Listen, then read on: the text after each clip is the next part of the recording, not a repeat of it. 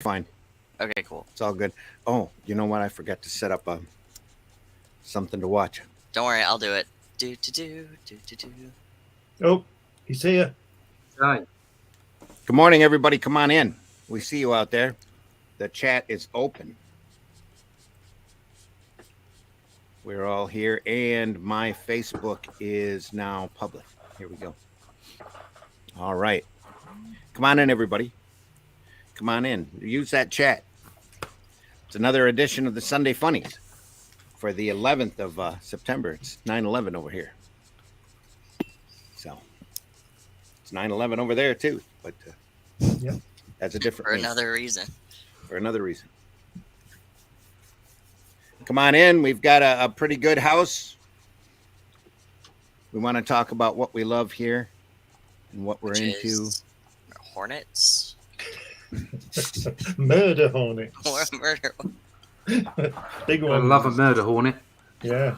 See, you know about that filler arc. That's just the media over-aggrandizing. It was just a more aggressive than usual African strain. Yeah, Japan strain. They call them People weren't- murder hornets. That People was weren't just a scared enough of COVID. subroutine. That was Well- just a subroutine they stuck in the program for a couple of months. Yeah, It's a exactly, glitch. yeah. It's a glitch. And people weren't afraid enough of COVID at the time, so they had to make them. Yeah. Yeah. Wait a second. The Greg, you're all going to die of the monkeypox. So now it's murder hornets. Or now it's rampaging seal cubs or something. Is Murder hornets were actually between COVID and Delta. So All right, okay. they got to Wasn't keep going. And then we had a little bit of shark attack in between that too, Yeehaw! just for fun. love a shark attack. Every summer. Yep. every summer we have to remind people that sharks are in the water. Well, it's just like telling everybody that when you go to Yellowstone, the animals out there are not trained, and they are the wildlife. Yep. Yeah, So, they're going to eat you. They give you a little half a page flyer in there saying that, reminding you that it is wildlife, and please keep your distance. 300 feet is a good suggested distance. It takes the park rangers to tell you, you see all those scratchings on that tree there? That's from the bison rubbing their horns up against that tree to make them nice and sharp, so that when you get too close to them, they'll skewer you. Yep. I've touched some of those horns before, just attached from the animal, and man, they are just unneededly sharp. It is. Well, it is great. unneededly, that's your opinion. That's not the bison's opinion. Well, Yeah. Just thinking they've got to cut all those murder hornets in half. yeah, yes. Swing Exactly. his head, and there's 15,000 gone. Bison's natural enemy is the murder hornet. Yeah. It's always on National Geographic every day. We have a small introduction this morning for a little bit of Saturday morning, actually fun. Ooh, is it the Werewolf by Night trailer? No, it's not. Oh, that was No, a great it's not. trailer. I didn't watch it. I know they showed it, but I also heard that they booed Bob Chapek when he come out. Oh, I heard the same thing. Who? Oof. Bob Chapek, CEO of Disney. Oh, well. Who booed him? The crowd booed him. Where was he? He was at D23, which is a big celebration of Disney and all the stuff that they have planned for the next year. All People right. weren't celebrating him. Yep. It's because Damn it. people twerking. Here we go. In the middle of the summer, in the middle of a park, there began a great adventure for a boy whose name was Mark. He had come Mark. to see the magic man along with all the children, and 'twas so began the day that Mark was never to forget. Pedo. He performed all sorts of miracles. and Charles Mark was Nelson so Riley. impressed That when the time arrived to go, he lagged behind the rest. Then quietly he did. This is something Chad's never seen, probably. I haven't seen half the things you guys ever talk about. I've never seen this. The moment that he touched the hat, the room began to glow. And as he put it down and ran, the hat began to grow and grow and grow and grow and grow and grow and grow and grow. Whoa, this looks sweet. Saturday morning TV was so great back then. I'm telling you. I love theme tunes that tell the origin story. Yeah, They don't do that anymore. it's like Gilligan's Island all over again. That's what my hair looked like when I was 18.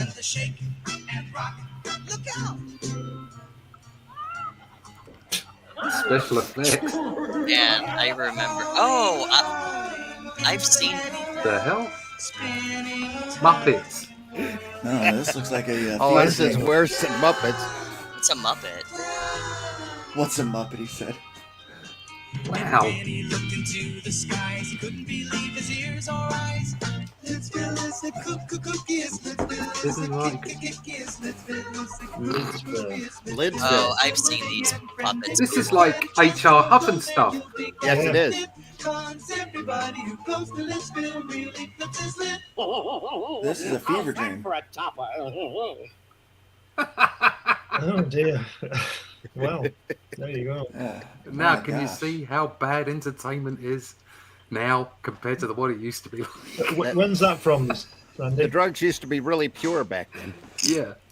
It's the late 60s, I believe. Yeah, now you've got that meth, and all this chemical drugs and fentanyl. Back then the hallucinations used to be good hallucinations. Now they're just, Did I ever tell you about the one Sunday? And of course I didn't. It's my first time being able to be on Sunday Funnies. That's right. So we were going to church one Sunday morning, and on the way there, I saw this dude. He had shorts on when I first saw him, but he's like, dude is glistening in the Florida sun. Glistening. He's sweaty. It looks more like the dude was dipped in like cooking oil or something. That's how shiny this guy was, and he's just like running around like all like, kind of like, an AI learning how to walk for the first time. They're trying to figure out their limbs, kind of thing. And so I'm like, man, I think that guy might be high, and it might be. And he runs off behind this. There's this obstruction I can't see behind, and next time he comes back out, his pants are gone. Like his pants are gone. The dude's like poof, pants. And he was only gone for like a half a second. Like ran and boom, and pants gone. So the dude is completely naked.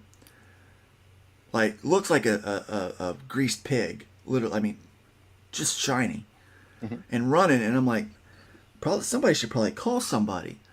As I'm pulling away from the stoplight, and I see that there's a fire truck. What was obscuring was this big sign, and on the other side there was a fire truck with firemen already out of the fire truck. And I was like, oh, someone's already found him. I didn't get to see the end of that story, but I could just imagine these firemen chasing this naked, slippery dude around in circles for, I don't know, for an hour or two on their Sunday morning. I imagine that was.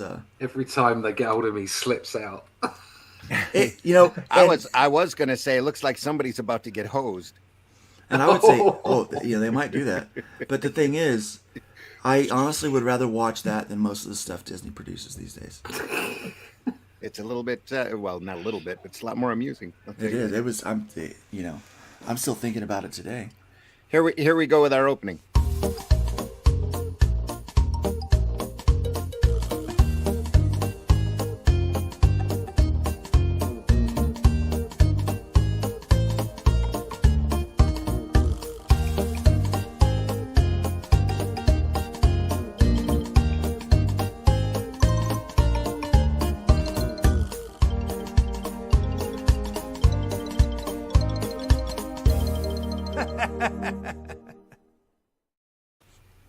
Come on in, everybody. It's the Sunday Funnies for the 11th of September. Randy, is that you Doing laughing on that intro? Yeah, it is. I thought so. Sorry. It's a too That's why it maniacal. sounded really creepy. No. It's a great Okay, good. evil laugh. Actually, it's not very evil at all. It's That's what it wants you to think. Not quite as good as our Comics by Night opening, but No, I should show that one instead. Really confuse people. It's like, wait a second.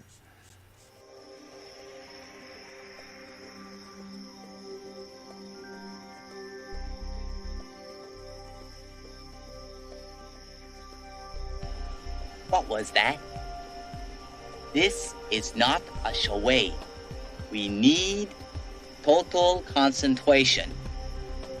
Now, once again, this time, with the wind.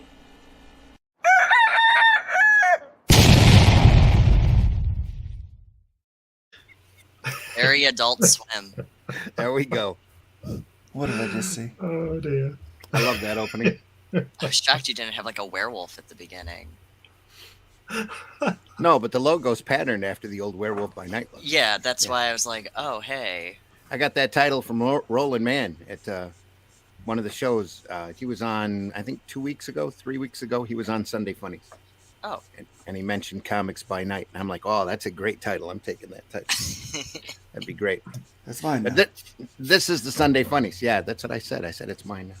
Is that what this is? Sunday Funnies? This is the Sunday Funnies, where we talk about the stuff that we love and try to put the fun back in funny books. Oh. I'm your host, Randy Zimmerman. I've been doing alternative and independent comics literally for decades, multiple decades, almost 4 decades. Almost four. Sorry, been done a lot of freelancing, done just about everything in this business that you can imagine, except work directly with what they used to call the big two. Really not that big anymore. Getting smaller all the time. But happy to be here, happy to do this, and happy also to have with me today Mr. Glenn B. Fleming. Glenn, introduce yourself. Hi everybody, I'm Glenn Fleming. I'm a writer, artist and publisher. I've written over 10 books. You can find them all on Amazon, and this is my latest, which tells you about the visits I made to Jack Kirby's house in the late 80s and early 90s. And with the book, you get a DVD of me talking with Jack in his studio, and you can get that through me.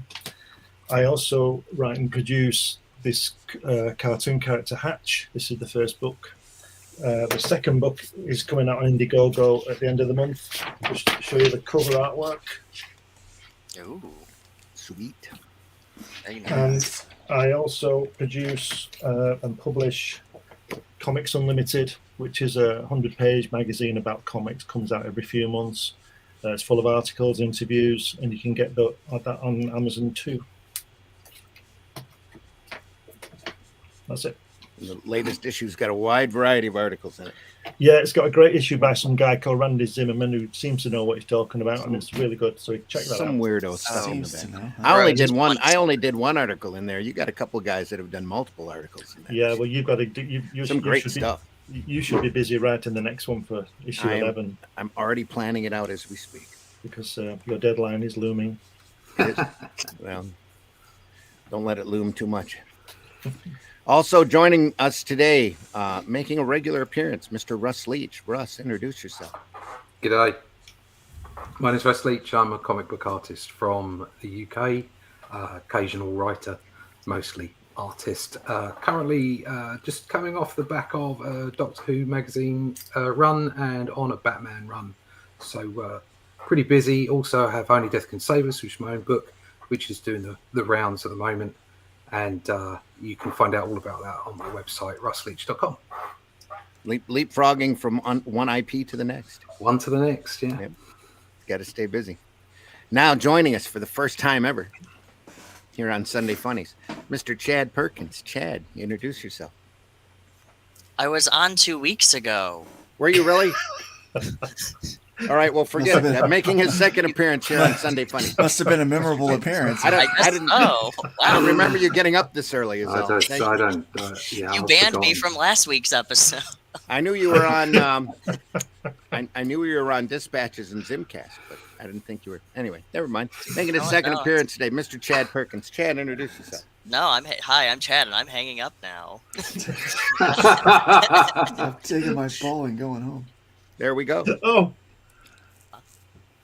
Hey, I'm back. Just kidding, Chad. Hi, I'm Chad Perkins. I am the writer of Blue Lullaby through Marcosia Enterprises. The trade paperback comes out tomorrow on Amazon, Barnes & Nobles, and wherever other books are sold. So make sure you go and purchase that book and then bother me to sign it. I'm also working on another book called The Legend of Sparkle Dog, Don't Say a Woo, which will have a Kickstarter hopefully in the first week of October, which is about a Cthulhian furry horror character. Ooh. And I also Hilarious. do every Monday at 8:30 p.m. the Sunday Funnies. No, I do shots with comics every Monday at 8:30 p.m. Eastern Standard Time. All right. And now joining us for the first time. This This is the time, I first know time it's for the me. first time. Mr. Luke Stone. Luke, introduce yourself. Hello, my name's Luke Stone. I'm a writer and artist, and I produce a book called Hybrids of Sons of Gods. I also have one on Indiegogo right now called Rift Writers that I've co-created with another wonderful creator, Piper Seed, who is the writer.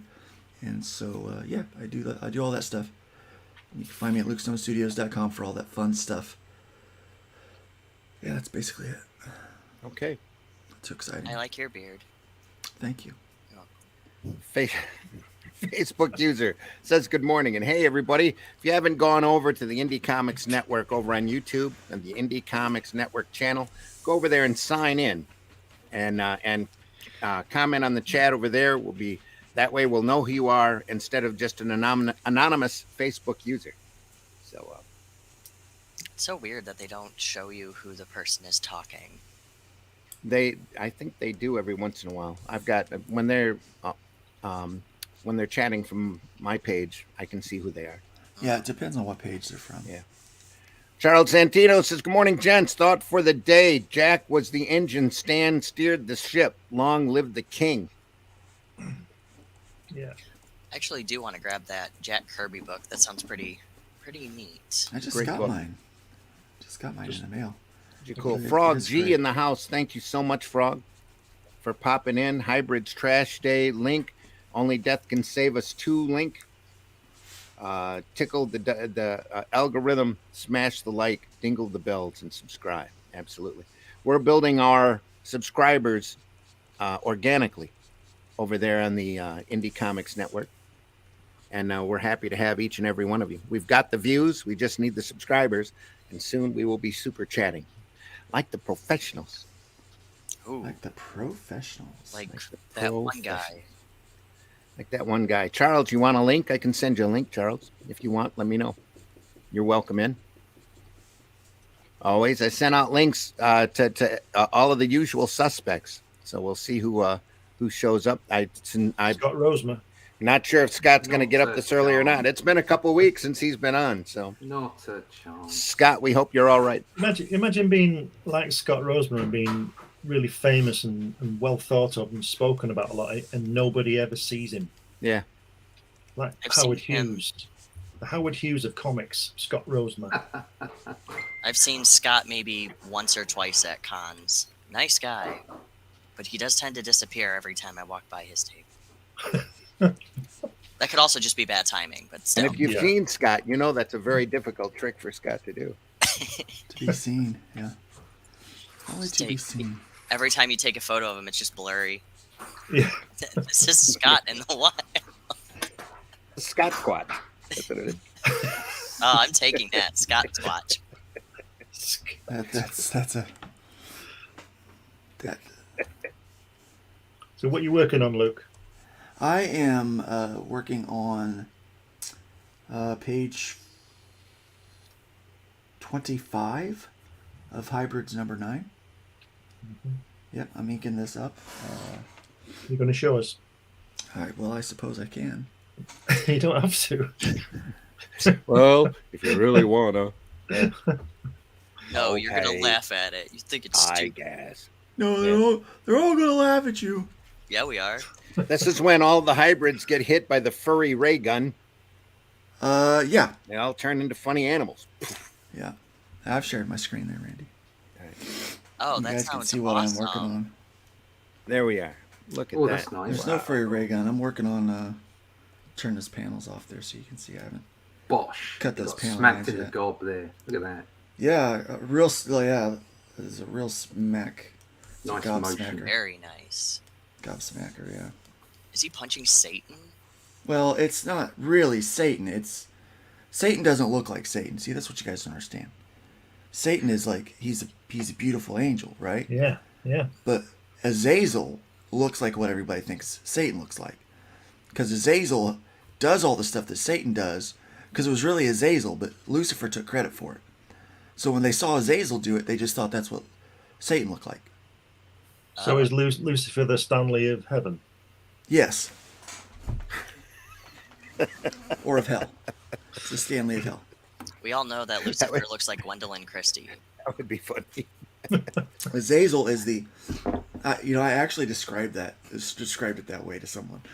I said, in my story, I said Lucifer's like the Stan Lee, and Azazel's like the Jack Kirby. He's the heavy lifter, and yeah. So that's funny stuff. So, yeah, Do you know the great thing about these drawings you've got here? It shows that it's really good to ink your own stuff because you don't have to put as much in the pencils because you know where you're going with it. Yeah, I've not done hardly any pencil at all here. Yeah. So it's very much just like this kind of blobus forms, and I'm filling it in as I go. Russ, when you ink yourself, do you use full pencils? Yeah. What I tend to do is my inking style is my penciling style. Okay. So if I'm doing digital, it's more like what Luke is doing here. But if I do physical inks over my own art, I tend to work the pencils up quite a bit because I want to get it exactly right. And then when I'm inking, it's quite a relaxing process because I'm just like, I'm literally tracing over my own stuff to a degree. I mean, you still put in extra flourishes in and doing extra bits and pieces. You don't put all the rendering in because you know what kind of rendering you're going to do. So it's not completely worked up. But certainly my physical work, I would say I do more penciling than the digital stuff. Cool. Yeah, if I were doing traditional, it'd be a lot more detailed stuff that I do. But I think what's important is that at the end of the day, it doesn't actually take up any more time. Yep. Either way round. Yeah. Because if you're doing your own inking, it's all a matter of how far you take the penciling process as to how much effort how much finishing off embellishment you have to do at the inking process. Yeah. So the more penciling you do for yourself, the less inking embellishment you have to worry about, and the easier the process comes at that end. So it's a trade-off all the time. The time's the same, really, isn't it? It's no different. Yeah, it just depends where you want to put the. If I was more confident with a real physical brush, and hopefully I'm going to get to that point, then maybe I wouldn't put as much into the pencil. And I have to say, since I've been doing it, it is getting less. The penciling is getting less and less, especially with rendering and stuff like that. I'm just flicking some stuff in and going, right, I know I can render that in ink at the end of it. But it's all, at the end of the day, if you're doing both ends, it kind of doesn't make much difference. You've got to put the effort in somewhere. Yeah, that's what she said. Yeah. was it Cy Barry who drew was it the Phantom? Cy Barry. After Lee Falk? Yeah. You're probably right. Well, whoever it was, it was. Let me talk about Cy Barry's work. I saw some of his originals, and they were like Steve Ditko's. They were just one line, and you could just see everything.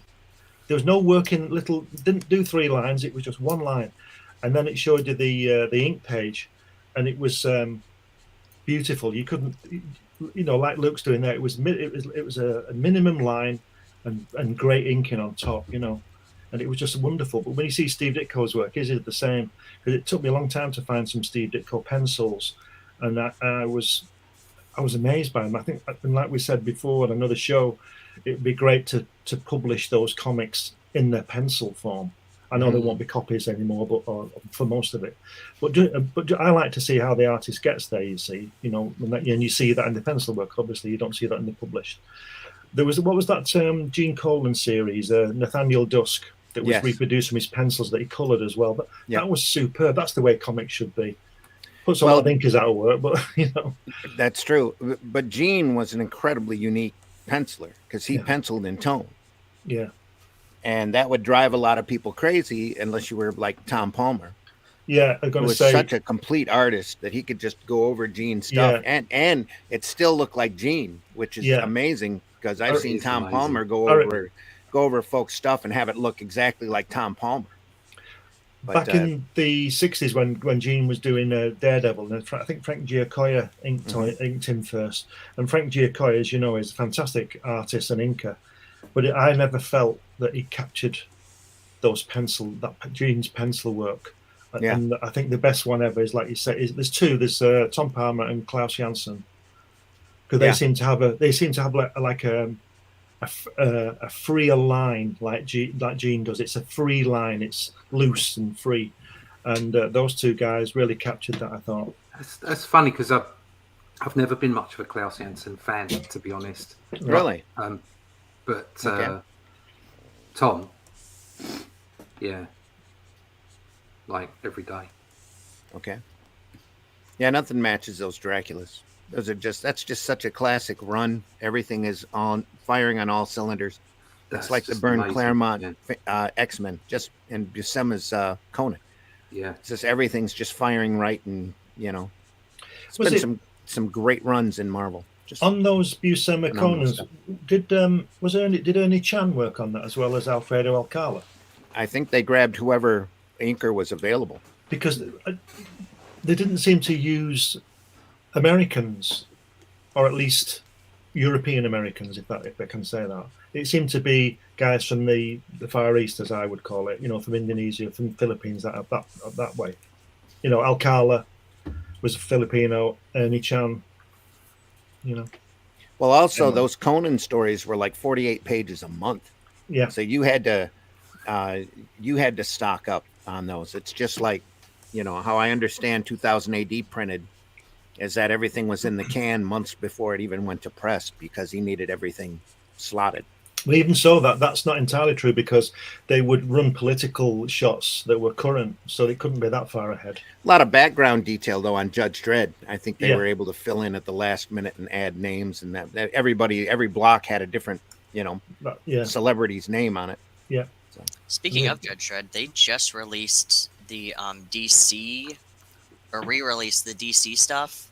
2000 AD picked it up and republished it, and I got a nice hardback in color. It comes out in 2 weeks. Is it Judge Dredd Batman material or the straight Judge Dredd material? I think it's just the Judge Dredd material. Yeah, it really, though, the stuff produced here in the States, it doesn't compare to the stuff that they did over in Great Britain. Did they produce any in the States? Yeah, they did. Judge DC Dredd, did some British character? Yes. Oh. Judge Dredd started in 2000 AD, which was a newsprint book. Looked like the old style National Enquirers. 1976, was it? 78, wasn't it? 70. It was right around Star Wars. Yeah, it was around that time. Pat Mills ran that and was able to get pretty much the best of the best at the time. Everybody had an individual look and style, and he started a lot of people's careers. Yeah. Got their recognition up. And then some of them were coming in from the other comics, but none of the comics were like 2000 AD. He wanted to do a boys comic, wanted to do a science fiction comic, and then wanted to do a political comic, I think. Pretty much a political comic. Yeah, because Judge Dredd's definitely a political piece. Yeah. So he just said, you know what? I'm going to do it all at the same time. Well, I wouldn't say so much political as counterculture. Yeah, that's true. Counterculture. At the time, I was going to say the punk scene was raging. Yeah. Over in London, and he felt that there needed to be a kind of a punk comic. So that's where you got Tank Girl, and a lot of things exploded right after that. I would suggest there's always a need for a punk comic. Yeah. That's true. The whole underground movement proved that. That was a direct response to the Comic Code Authority. A really hardcore pendulum swing. And at the risk of alienating some of our colonial friends, I would say there's always a need for a British punk comic rather than American punk. Hey, I'll be honest with you. I love Brit punk. Because they're two slightly different things. Oh, they definitely are. They definitely are. I mean, John Constantine, he was a London punk, and that was awesome. I miss the days of good old punk music. Now it's like that bubblegum punk. Yeah, like plain white tees and yeah, and then Or you get like this emo punk, like, oh, I'm sad. We're all Yeah. sad. Suck it Yeah, up, I mean- Buttercup. Somebody suggested the other day that Blondie was punk, and it's like, no. Sacrilege, oh my gosh. Blondie Over Blondie's here- fantastic, but it's not Over punk. here, I could see where they could make that mistake. Yeah, but it wasn't Yeah. British punk. No. No. Oh, Blondie was the first rapper. Yeah. Very counterculture. Yeah, So- yeah, she was. Yeah, I mean, she was. Yeah, But that's- it was a brilliant group. That was super marketable too. Yeah, she wasn't the first rapper, but she was the first recording artist in the mainstream to do rap, and it was terrible. You're bullshitting. I don't believe you. But she was rifting. She was rifting when she did the Fab Five Freddy. Yes, rap. Yeah. yes, the five. Yeah, I am A not. lot of that come off of the top of her head. I am not BSing you at all. Is cool. François Chapard Plaché no do. That's the one. That is the one. That is. That was as soon as a blonde white woman does it, it's free for everybody else too, I guess. Suddenly it's mainstream, right? But that's how it goes. That's how you Right. get edited into everything. Charles says U.S. invented punk. Yeah, Thank you, Charles. yeah. Well, you learn something every day, don't you? So yeah. You know, This is for we invented the Zergo- attitude. Jello Biafra. I mean, come on. Think what's Thanks more for listening. punk? What's more punk than throwing something you like in the harbor just to give someone the finger? Long live Iggy Pop. Charles Santino says. It's like, you know what? I love tea, but you know what? F you. I'm throwing this tea in the harbor. Oh no, we have a tea shortage. You didn't. There's no tea shortage here. Damn it! Where's all the tea? We remember the thing we did? Oh, okay, yeah. Yeah, we don't really have, very rarely do we have tea over here. We just have tea bags. Because we threw it all in the frickin' harbor. Yeah. Now we we've got coffee. Yeah. Now it's we're amazing. confident. It was only one shipment. That was because we were pissed off at taxes. If we did that today, we'd really be in trouble. You imagine doing that to gasoline? So Screw all it. gas- Dumping it all out. Screw this thing. Screw Yeah. these people. I mean, BP is already ahead of us on that, so might as Oh, yeah, well. they did that already. Yeah. Wonderful. We Yeah. gotta pick something else.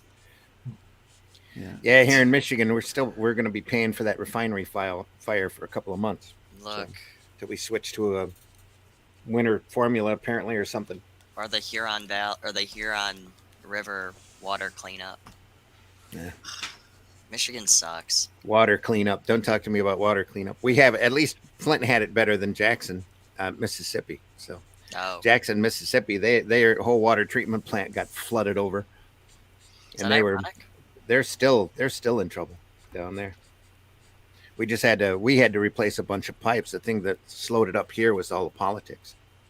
Well, Politics. Imagine that, slowing things up. Imagine that. Yeah. Imagine the weird. politics screwing it up. what, politics never being happens. fast? Come on. Hey, welcome to the Sunday Funnies, folks, where we try to put the fun back in funny books. It's the 11th of September. And we're all sad. What are you doing, Russ? What are you drawing?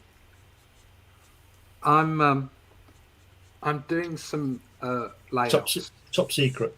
Doing Top some secret. layouts for somebody else. Did DC get you for the Batman? I'm a DC Panini. Yeah. The first book is out it's out on Thursday. Actually. There you go. This Just Thursday? Cool. some quick flash of inks. Poison Ivy. Ooh. Hang on. Let's blow that up. Show it off. But I'd say at the bottom of it. There you go. But she's Just not. quick flash. She's not overweight at all. Oh no! Don't go there. I've been given sheets of characters to make sure that I get things right. So There you go. Yep. That's something too. Last week, the heads at Discovery Warner told the people at DC to start making that Bible, make that character Bible, all the characters. Anybody Yeah. they've used in the last, I guess, 10 years, all gets a character sheet and a description, just in case. I think it's sensible. I don't think there's any dark secrets there. I think it's a sensible business thing to do. I mean, just make sure you've got those things. If you do license the characters out anywhere, then people are all singing off the same hymn sheet, Exactly. aren't they? Yep. Yeah. That's just business. When Yeah. I Well, it should be. when I drew Postman Pat in the 90s, I had a Bible, his nose had to be so big the cat couldn't be above his knee, and all this kind of stuff. Yeah. I was glad I wasn't doing the colour markup, because that was in the back of this sort of Bible thing. Yeah. And the colour markup for the whoever the colorist or the printer was, it was a nightmare. I had the same for Ben 10. I can understand why they did it. Yeah, I had the same for Ben 10. I had a huge style sheet for that. You worked on Ben 10? Sorry? You worked on Ben 10? I did the Ben 10 reboot, did the magazine for Cartoon Network and Panini in Europe for just over a year. Oh, sorry, I didn't interrupt. It just That's Ben okay. 10. Yeah, that's that. So- you're at that right generation for that. Yeah. Yeah. We're like, you worked on Doctor Who? Oh, you worked on Batman? And then Chad's like, Ben 10? Ben 10? Holy cow! Hey, I watched my fair share of Doctor Who as well, so. But the same thing happened with the first time I drew Jodie Whittaker for a spring special for the Doctor Who Adventures magazine. They gave me a style sheet for that as well. Gave me a style sheet for Jodie Whittaker. So there you go. It happens all over. It's not. I don't know why people are freaking out about it. It's not a big deal. It's standard operating procedure. It is when you want to do business. Yeah. That's the thing. DC hasn't wanted to do business in a long time. I think the last person who did a character Bible up there at DC was Jose Garcia Lopez. Oh wow! That's classics. So these And I saw him at a Motor City Con one time. He had books of style sheets that he had done. Wow. I mean, years worth of material. Like all of the stuff that you post on from your How to Draw Comics the Marvel Way book, Right. only front, side, back, flying, action poses, and all up for people. And most of it you've already seen because they took it and put it into other merchandise. I tell you what I can show you. Here you go. I'll show you something. This is I had to do additional character drawings for the magazine, and so I had to do like a sheet of Batman or a sheet of Joker or whatever, Like spot illustrations that they can cut and paste into they the layout. can cut and paste and put on stuff. Yeah, Sure. So I'll just dig some of those out, and you can look at them. Just can't really show too much of the other No, stuff. don't get in trouble. No, Show us what you. So these Bibles where DC sends like colors and height requirements and everything for these characters. When somebody comes in to license the character for whatever reason, whether they're printing it on under ruse or doing whatever, DC sends them a style sheet or a style guide of those characters. So it doesn't off have of their anything to do Bible. with the comics themselves then. No. Well, it can if they decide that they're going to start licensing the comics. That's why there's a big hubbub in the media. Oh, okay, I got You it. can see it why- depends you can how see far why- they're going. You can see why they do it though, can't you? Because they want that. Yeah. They've already symbol started drawn the licensing same and- the toys to Todd McFarlane. Yeah. Oh man, I have quite a few of those Todd McFarlane DC toys, and they are very sexy. Well, the thing with the toys that Todd is doing, though, he's going through and redesigning all the characters for the toys and then doing a comic off of those redesigned characters. I think but he's also expanding into the He lost his pants. well, I mean it's Yeah, Batman. yeah. It's just it's an all-in-one. Okay. Doesn't have it's just an all-in-one suit. Huh. Yeah. How does he get it off? If it's I all don't in one? know. I don't know. It's like that It's that old Tom, but you gag think from it's I don't know if you know this in the States, but Glenn will remember it. The gag from the Kenny Everett show where Spider-Man went into the urinals and just stood there like he's got no zip. He couldn't take a whiz. That's a very funny sketch. Kenny Everett was just funny, wasn't he? He's just straight up I'll funny. tell you, Yeah. Russ, last night we were watching the Fast Show. Remember that? Oh god, yeah, the Fast Show's That- fantastic. That's funny. Yeah, Anyway, yeah. we digress. Yeah, we can't talk too much about that. It's probably not very PC now, is it? Indie Comics Network says There you go. Batonese. There's some Joker. Batonese. Oh, that's Batonese? cool. There you go. Yeah. I don't like the fact it doesn't look like Jared Leto, but it looks awesome. Yeah. Looks like Joker, at least. It's got a bit more. Is it Cesaro? Who's the guy from Batman '66? Caesar Romero. Caesar Romero. That's Yes. it. See, I know some stuff. It's got a bit of Caesar in it and a bit of the Adams Animated run. series. Yeah, that's Yeah, exactly what I Adams was going to say. Yeah. It looks like the Adams Joker. So there's a bit of Neil Adams in there. There's a bit of Batman You 66. You should have put the dots for his mustache that Caesar Romero always used There you to go. wear. Yeah. They covered over and his... there is a bit of the Batman animated series in the whole DNA of the whole thing, to be honest. Yeah. So it's a version. It's like it's our version. Everybody gets to do their version. I was actually asked to do something a little bit more in between kind of the Batman the animated series and Ben 10. That kind of more graphic look. But in the end, they said they liked what I'd done. But in the end, they said, no, let's do something that's a bit more, because they've got a sort of a kids run going on in the States as well. And they said, let's do something more like that. So I just went for my normal kind of Bronze Agey sort of all ages style, and they liked that. So I just stuck with that. They should just go with dark and gritty, because that's all the Batman we're getting right now. Well, yeah, exactly. It's this is for kids. This is for between sort of 7 and 15-year-olds. So the idea is that it's not too dark and too gritty. It's just fun adventure. There's a lot to be said though for that Bruce Timm style, and that can be dark as sure. well. Yeah, beautiful. Well, yeah. I mean, it was just fantastic. It covered so many bases. It was brilliant, absolutely brilliant. He's doing a new show, isn't he, Bruce Timm? No, they canned that. No, they didn't. They haven't canned it. No, they haven't canned it. It's been made. I think it's at least a portion of it has been made.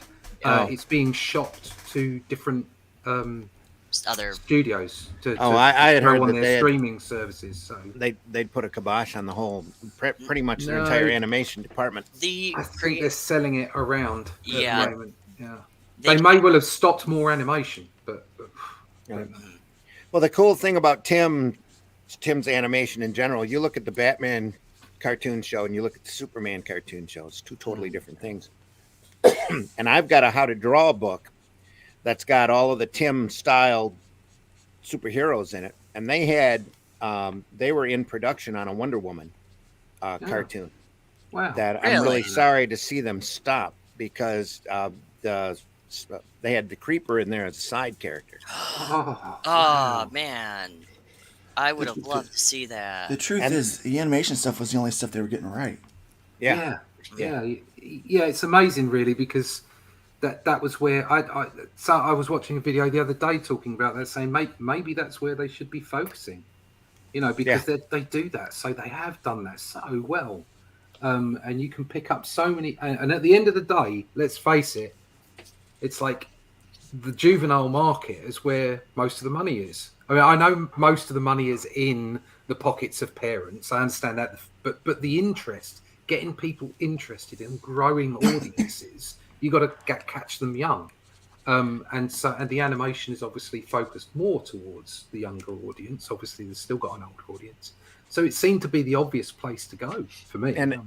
And DC's got such a library of the Timm comics, of Superman, of Batman, all of the Batman animated series that have come out. The Legion of Superheroes had a run for a while. Supergirl had an animated book for a few issues. They should be putting all that together into digests and sticking them out on the grocery shelves. Just like Archie does. That would be really sweet to see. Justice League Unlimited just got a Justice League Unlimited too. Yep. Sorry, I wasn't trying to interrupt you. No, you're all right. Just remembered. The great thing about those shows, though, is that every character was very memorable on it. Mm-hmm. And you look at it now, like Teen Titans Go, you can put 6 of those characters, even if they're wearing the same costume or different costumes, and they all look the same to me. Like, I'll just be like, bro, I can't tell the difference between Robin or Raven except by their costumes. It's very weird how animation has come. I think the one that actually looks nice right now is Harley Quinn. So, Young Justice looks fine, but I'll argue that one. The story's not very good, and you can fight me on that all day.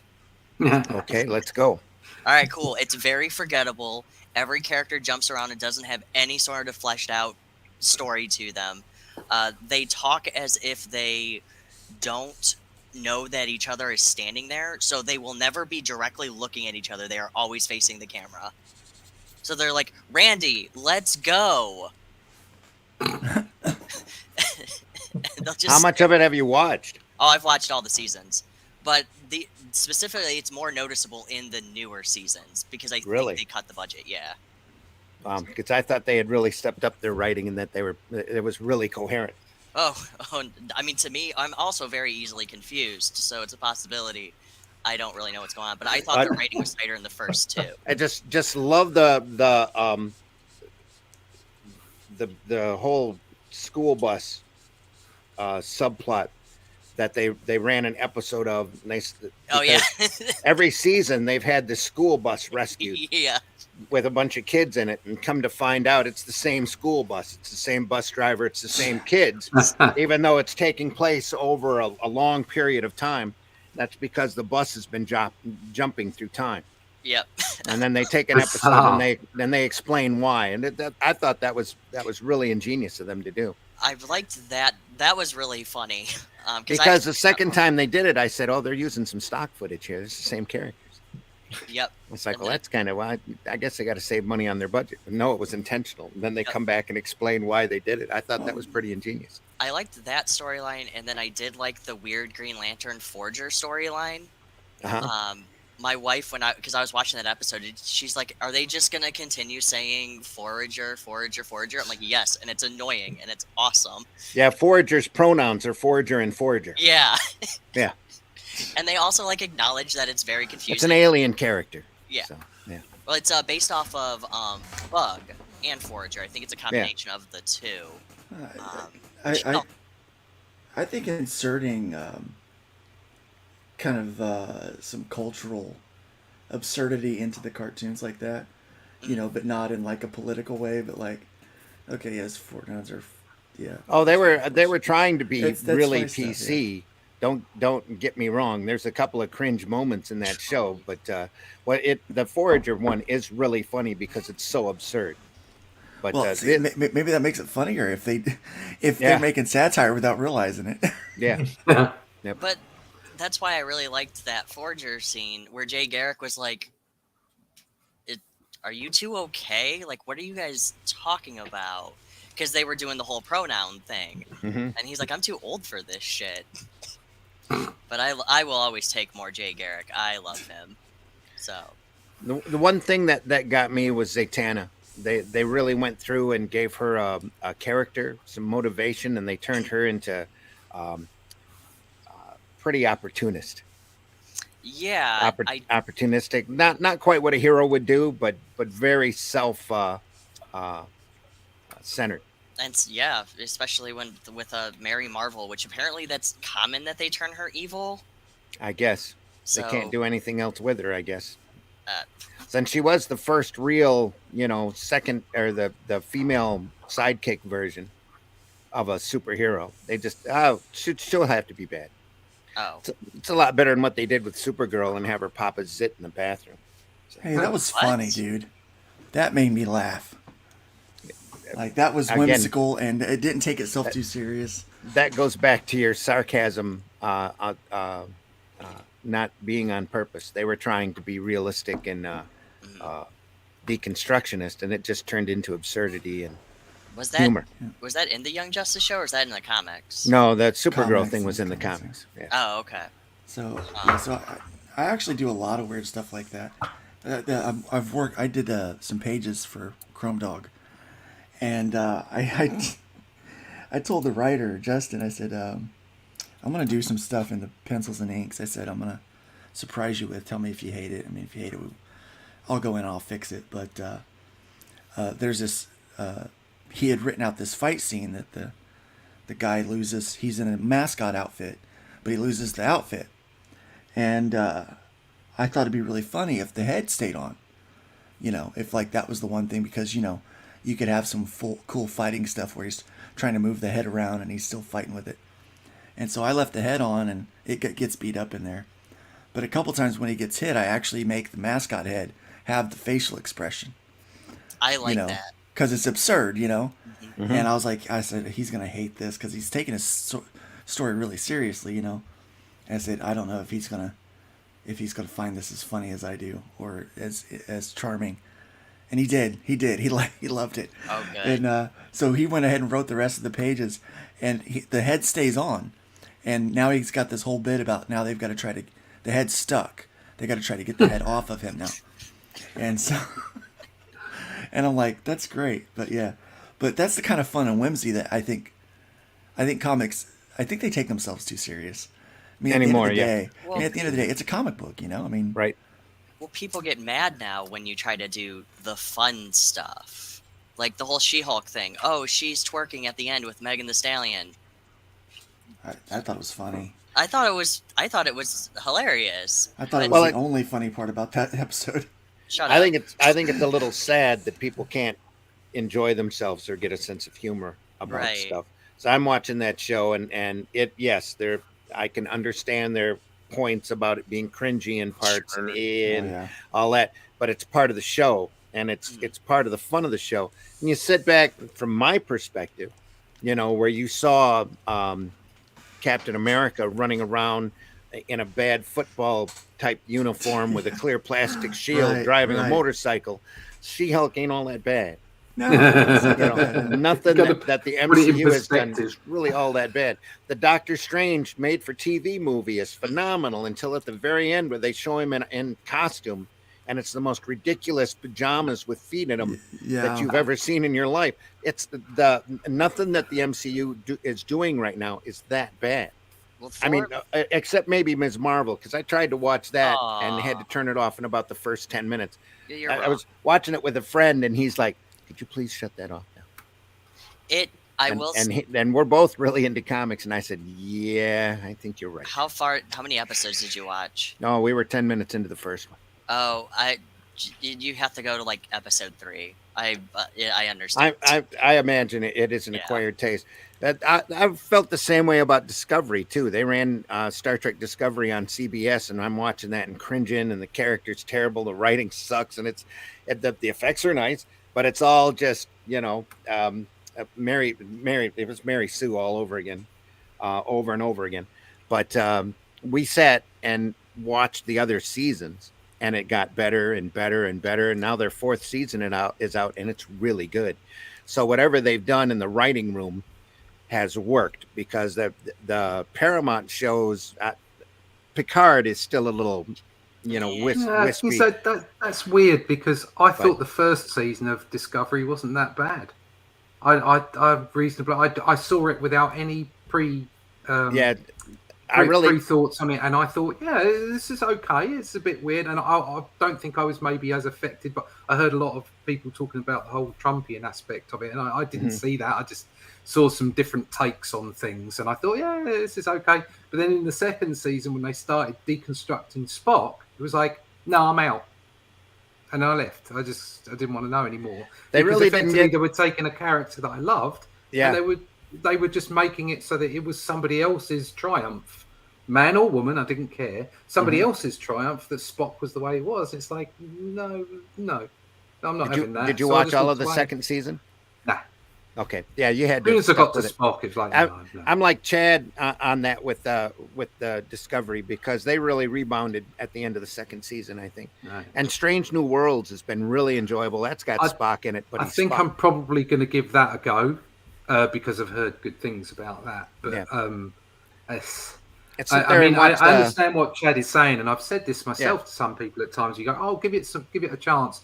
Right. I don't have time to give things a chance. Yeah. If it jazzes me off in the first 10 minutes, it's like, now I've had enough Yeah. of that. I mean, the Boys. I've heard lots of people say good things about The Boys, and I was like, I got to about episode 4, and I thought, I've had enough. And I walked away. It didn't matter how good it was, how well it was presented, the acting, the special effects. It wasn't striking a chord.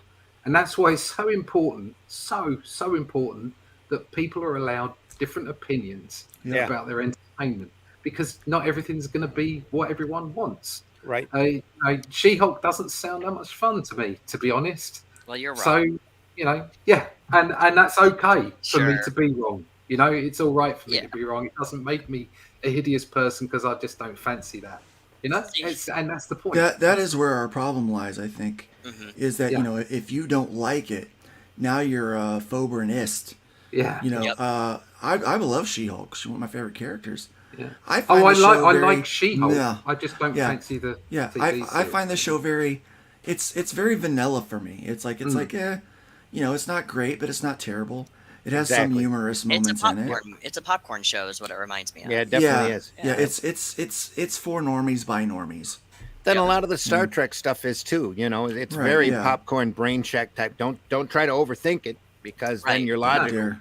will tear apart. But there are some episodes of the original series and the Next Generation that you couldn't think a lot about either without it, you know, No, unraveling.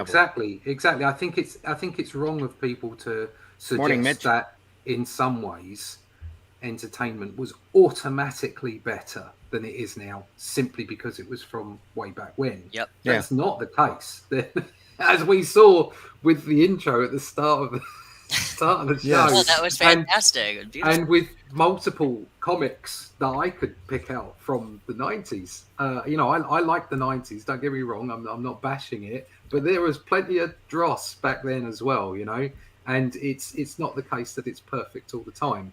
That said, I would personally say that the standard of writing across the board in entertainment is lower now than it was. But that's just a personal How opinion. can you not like Lidsville? What, Phil? What? Lidsville.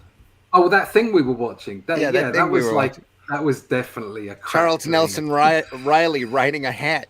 It's I think the problem What more- today, what the more do you problem need? today is that in green makeup too. everything has to be explained today, doesn't it? Yes. Mhm. Yeah. It has to be explained, and it has to have unfortunately, some kind of political reason or some kind of message in it. And it's like, no, I just want to have fun. This is why I'm a all the girl. I this just is- want to have fun. Yeah.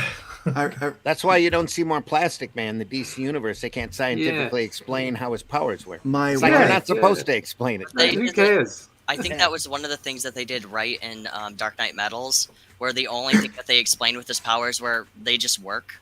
Yeah. Right, yeah. Just do the thing, and I'm like, They oh, just okay, do. that's the Yeah. explanation now. So I have a character that turns into a gaseous form that can burn up other people's clothes and basically kill them, erode them like a chlorine gas. Cool. And my wife was like, well, what happens to her? Why does her clothes not burn off? And she has, like, when she turns back to solid, she's got her clothes. And I said, well, two reasons. Number one, you'd get mad at me if I drew a naked chick all the time. And number two, it's a comic book. You're thinking about it too hard. Just freaking enjoy it. Exactly. Yeah. Well, that's why I liked in She-Hulk, where they're like, Hulk goes, and who's your best friend? Nikki. And she goes, no, spandex. And it totally brief explanation on why he has his pants back, why they are able to expand. And they Yes. really didn't have to do that, but it was really great. It was real, and they just moved on. Well, let's Yeah. remember, Reed Richards discovered unstable molecules before there was officially spandex. So Yeah. Really? that's how I explained everything. Yeah. Reed had the patent. That's how he was able to afford the Baxter building. Well, now Yeah.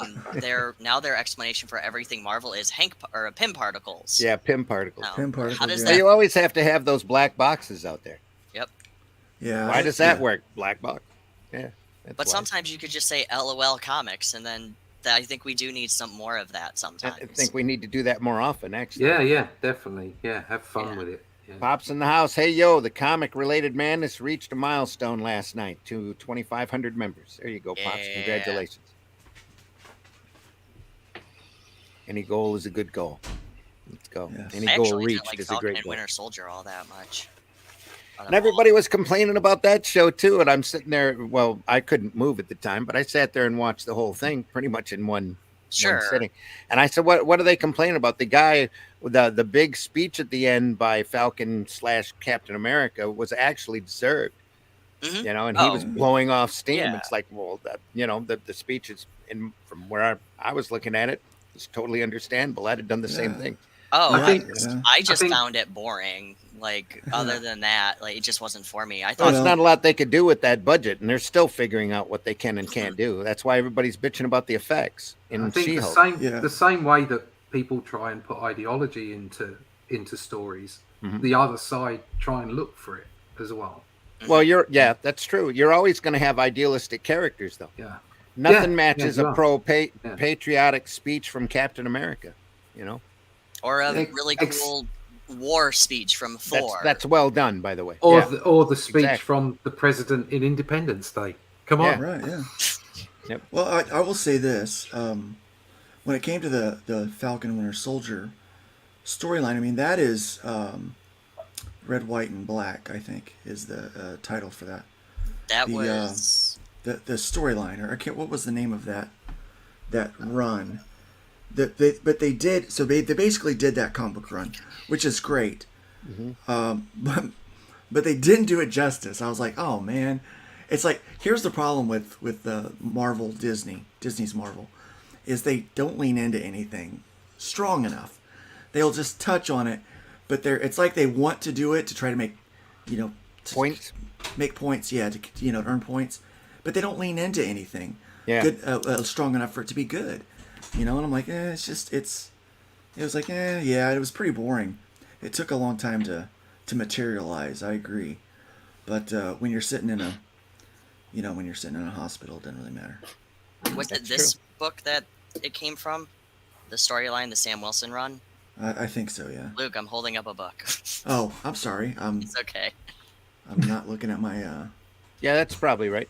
Okay. Yeah, maybe. No, it's No, a it's a standalone Steve, series. It's a Steve Rogers run where he finds out about the Tuskegee type experiments. Yeah. Yeah. It's that one. Oh, okay. It's like, hey, Yeah. guess what? You weren't the first cap after us. Like, That was a good. I actually really did like that when they brought in Bradley in Falcon and Winter Soldier.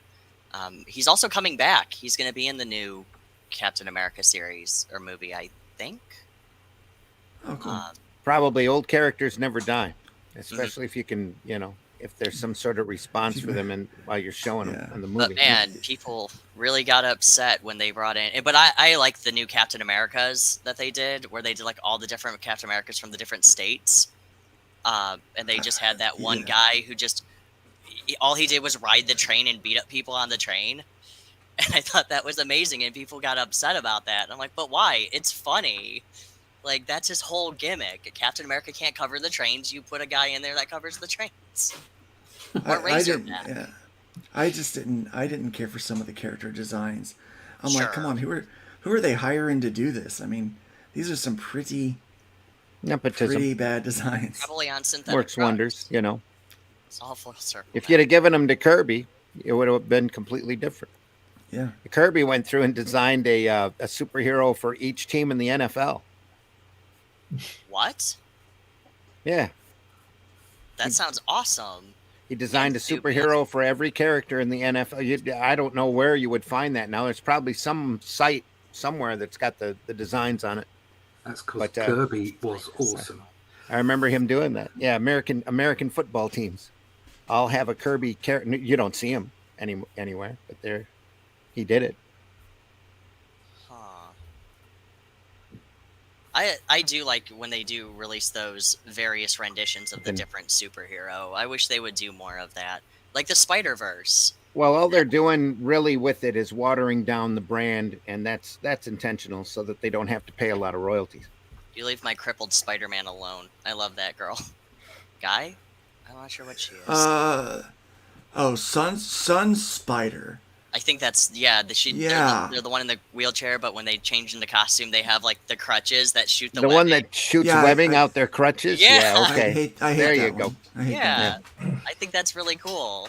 Or they have what is it, Peter Dactyl, which here's the deal. I'm going to talk about. Too bad they didn't have pterodactyl. Here's the thing. I'm going to talk about Sun Spider for just a second. Sure.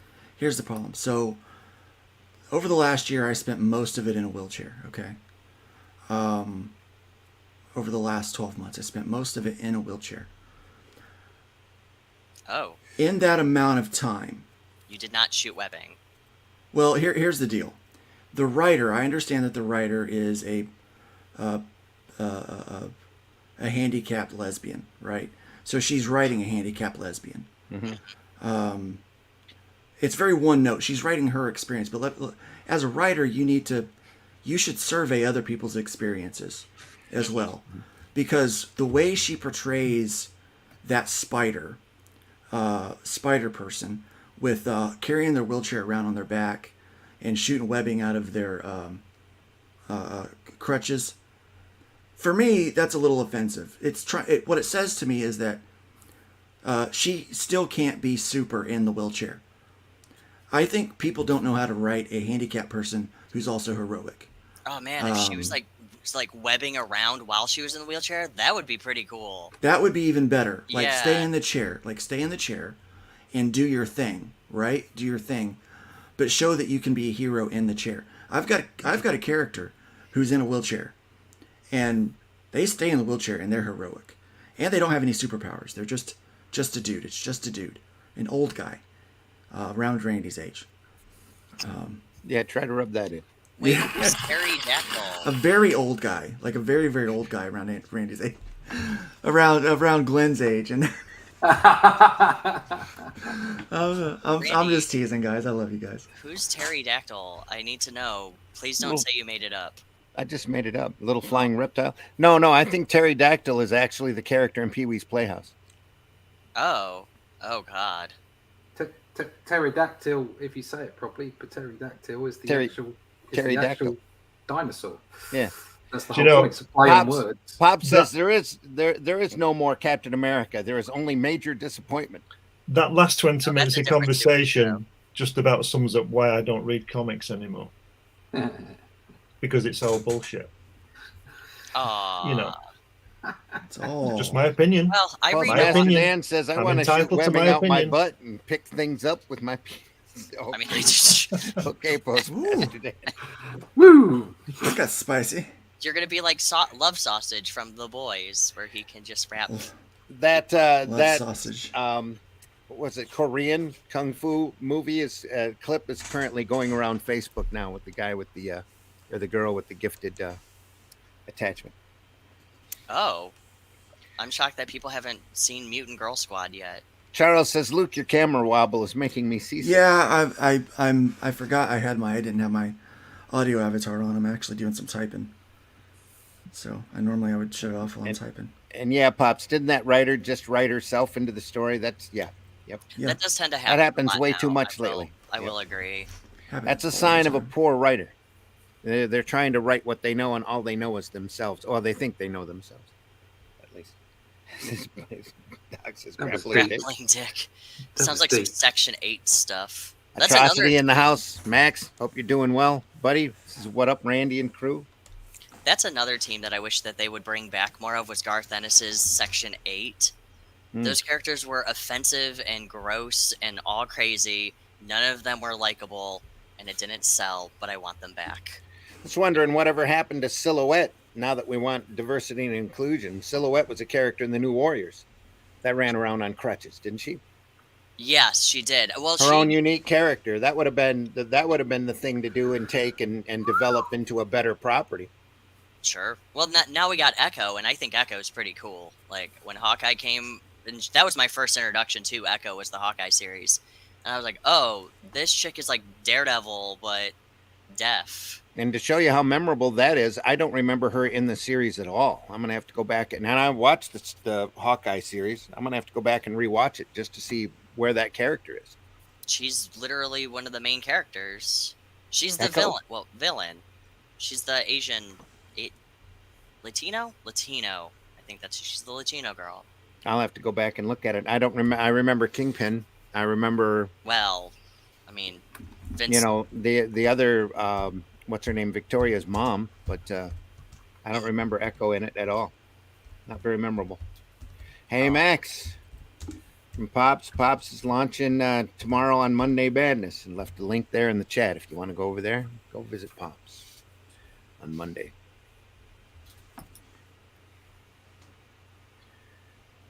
That pregnant pause was brought to you by the Sunday Funnies. Here we go. Oh, I thought we were going to go into a 9/11, commercial. 2022. We could go into a commercial. Let me find one here. Here we go. This is for Brian here in Dojo Kun Comics with his projectile reptile. Infamous gunslinger Desmond Gibbons, better known across the Wild West as the Cactus Kid, comes to the sleepy town of Clarkson. Trouble finds him in the unlikeliest of sources, the sheriff. After their conflict, the Cactus Kid finds himself inexplicably wearing the badge of a lawman. Later, while on the trail of a serial killer, he and his deputy run afoul of a powerful druid, and the events that lead to the Cactus Kid's transformation into the hulking, four-armed projectile reptile are are even more than the druid bargained for.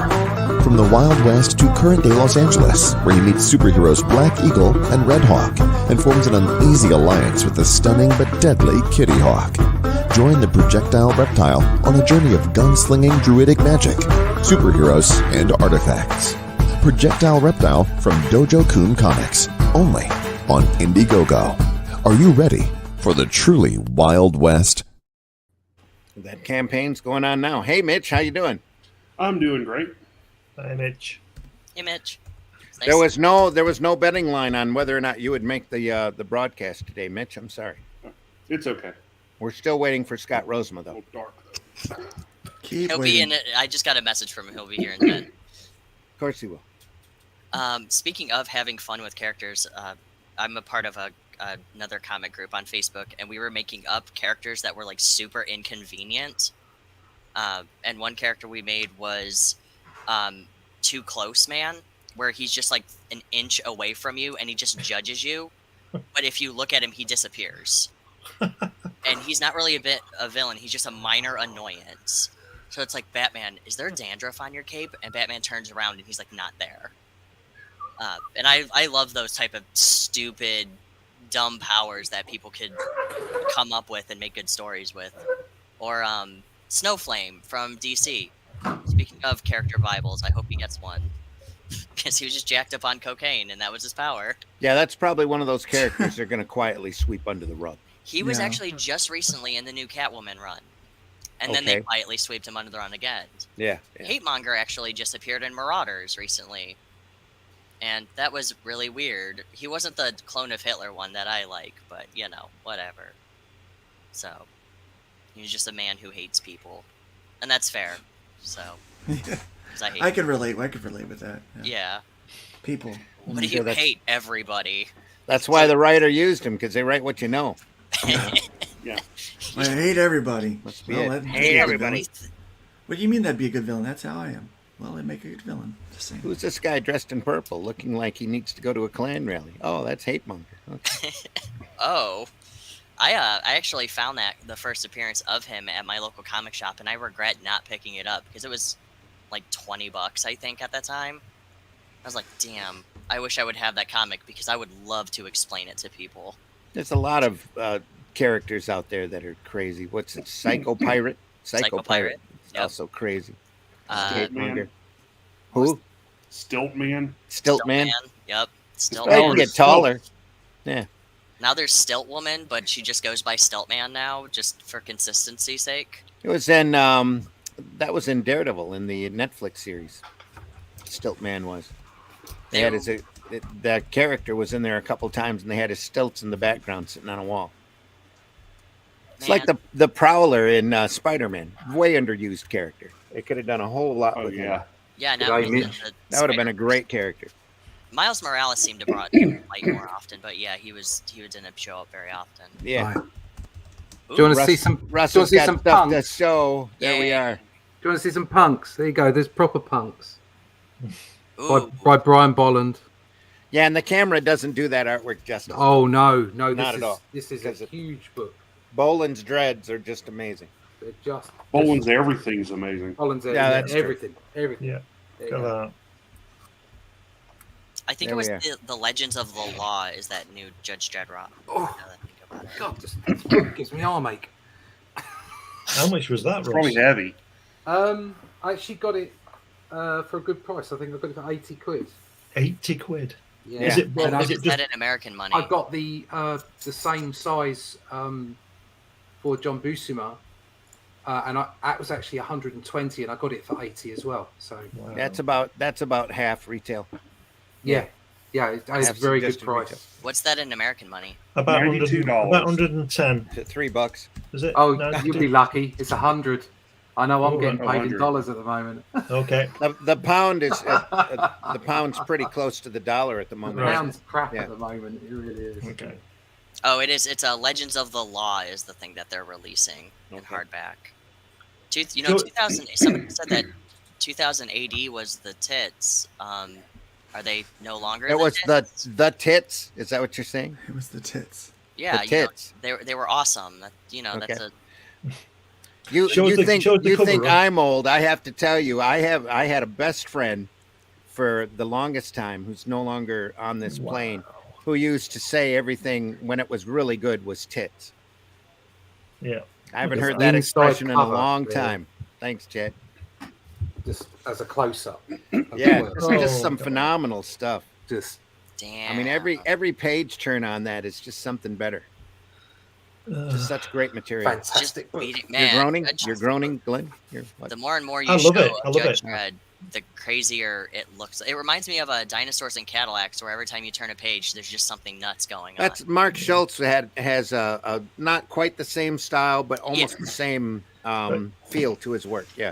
It's just when I see people like Boland and Kirby, and I just think I'll go and throw my pencil in the bin. That's what it is. It's not that I don't like it. I love it. You That just look should at be the book. inspiring instead of discouraging. You know. Well, it is inspiring in some ways, but I just look at it and think, I'm never going to be as good as that. And I'm you older. you shouldn't think that you're going to be, as good as that. You'll be as good as you can do. That's the thing. Well, I try, Yeah. but Yeah. It's like I had a friend one time, because I was trying so hard to aid Bernie Wrightson in my younger years. He said, be the best Mitch you can be. Don't be the best. Oh yeah, sure. You Yeah. don't I'm hate not- someone else. Be I'm yourself. not trying to copy Boland and anything like that. I'm just saying how outstanding artwork he produces. It's just wonderful. Well, the idea is to learn from that. If you want to emanate that, just like what Kirby said when we quoted him before, if you like that hand, take it. Yeah. If you like that inking style, take it, do it, figure it Although out.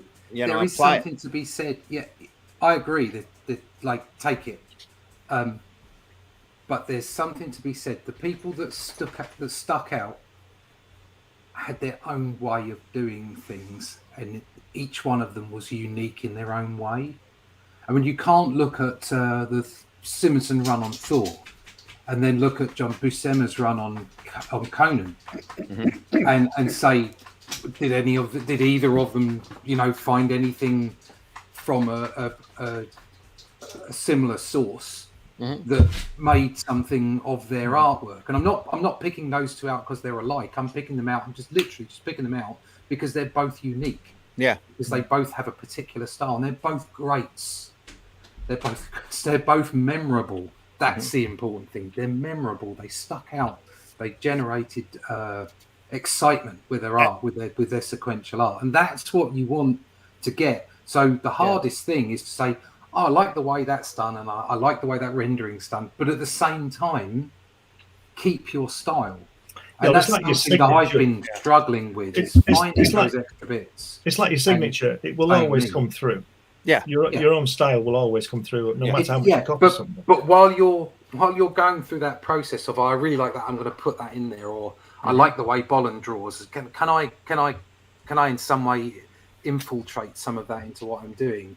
And it's sort of an up and down road. It's definitely a roller coaster of, am I getting that right? Am I not getting it right? And then finally finding it within your own style, right? Where it's kind of, I can recognize my influences there, but it's me now. And that it's so important to get that, and at the same time, really hard to get it. It requires a lifestyle. Well, I think a lot of that too can be overthinking. Sometimes you just have to let it flow. Definitely, you take it. You're inspired by it. You use it. Yeah. On the work that you're doing, but it's still your work. And you go through your old artwork, and all of us are artists. We all know. We look at it and go, "Oh God, did I draw that?" Yeah. But you go through phases. So you'll go through the phase of, "Oh my God, did I draw that?" And then you'll look at it again. You go, "Do you know what? That's not bad. Yeah. That's not bad." Yeah. You are your own harshest critic, as you should be. But you really have to get over yourself as well. Right. And don't trip yourself up. I like being able to find artists that remind me of other artists, because I think that makes it way more fun. Like you were showing the 2000 AD, but then you look at Mark Schultz stuff for Dinosaurs and Cadillacs, and they both have that nice, crisp, clean ink style. Plus, just look at that big castle. It's beautiful to look at. Well, there's a lot of Wally Wood. There's a lot of Al Williamson and Mark Schultz material as well. Oh, I didn't even think about Wally Wood. Yeah, you can see so much in those 2 pages. You can see so much of the things that we're talking about. Oh yeah, you can see it right there. And that's what I was trying to stress with Simonson and with Buscema, is that you go across all of them, and there's certain things that they all have. They're not necessarily identical to each other, but there's essences within their work, and it's those essences that are part of their uniqueness and also part of the general feel of the pages. So that even though a style can be completely different between 2 artists, they still give you that same sensation.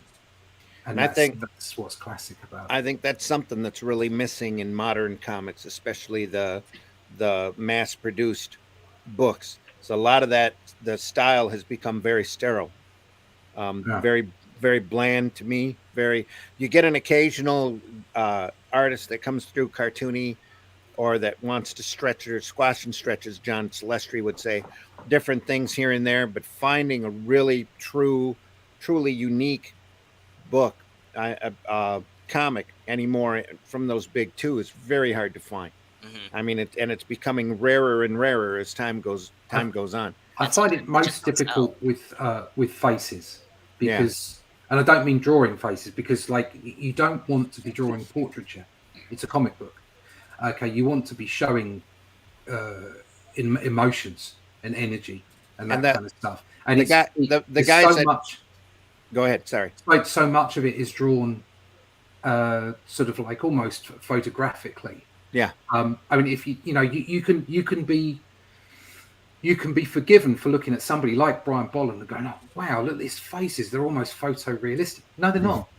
They're not. Well, okay. They have like Alex Ross. Yeah, they're just brilliantly done. They're brilliantly done. They're brilliantly cartooned, so that they can make your mind think that these things look real.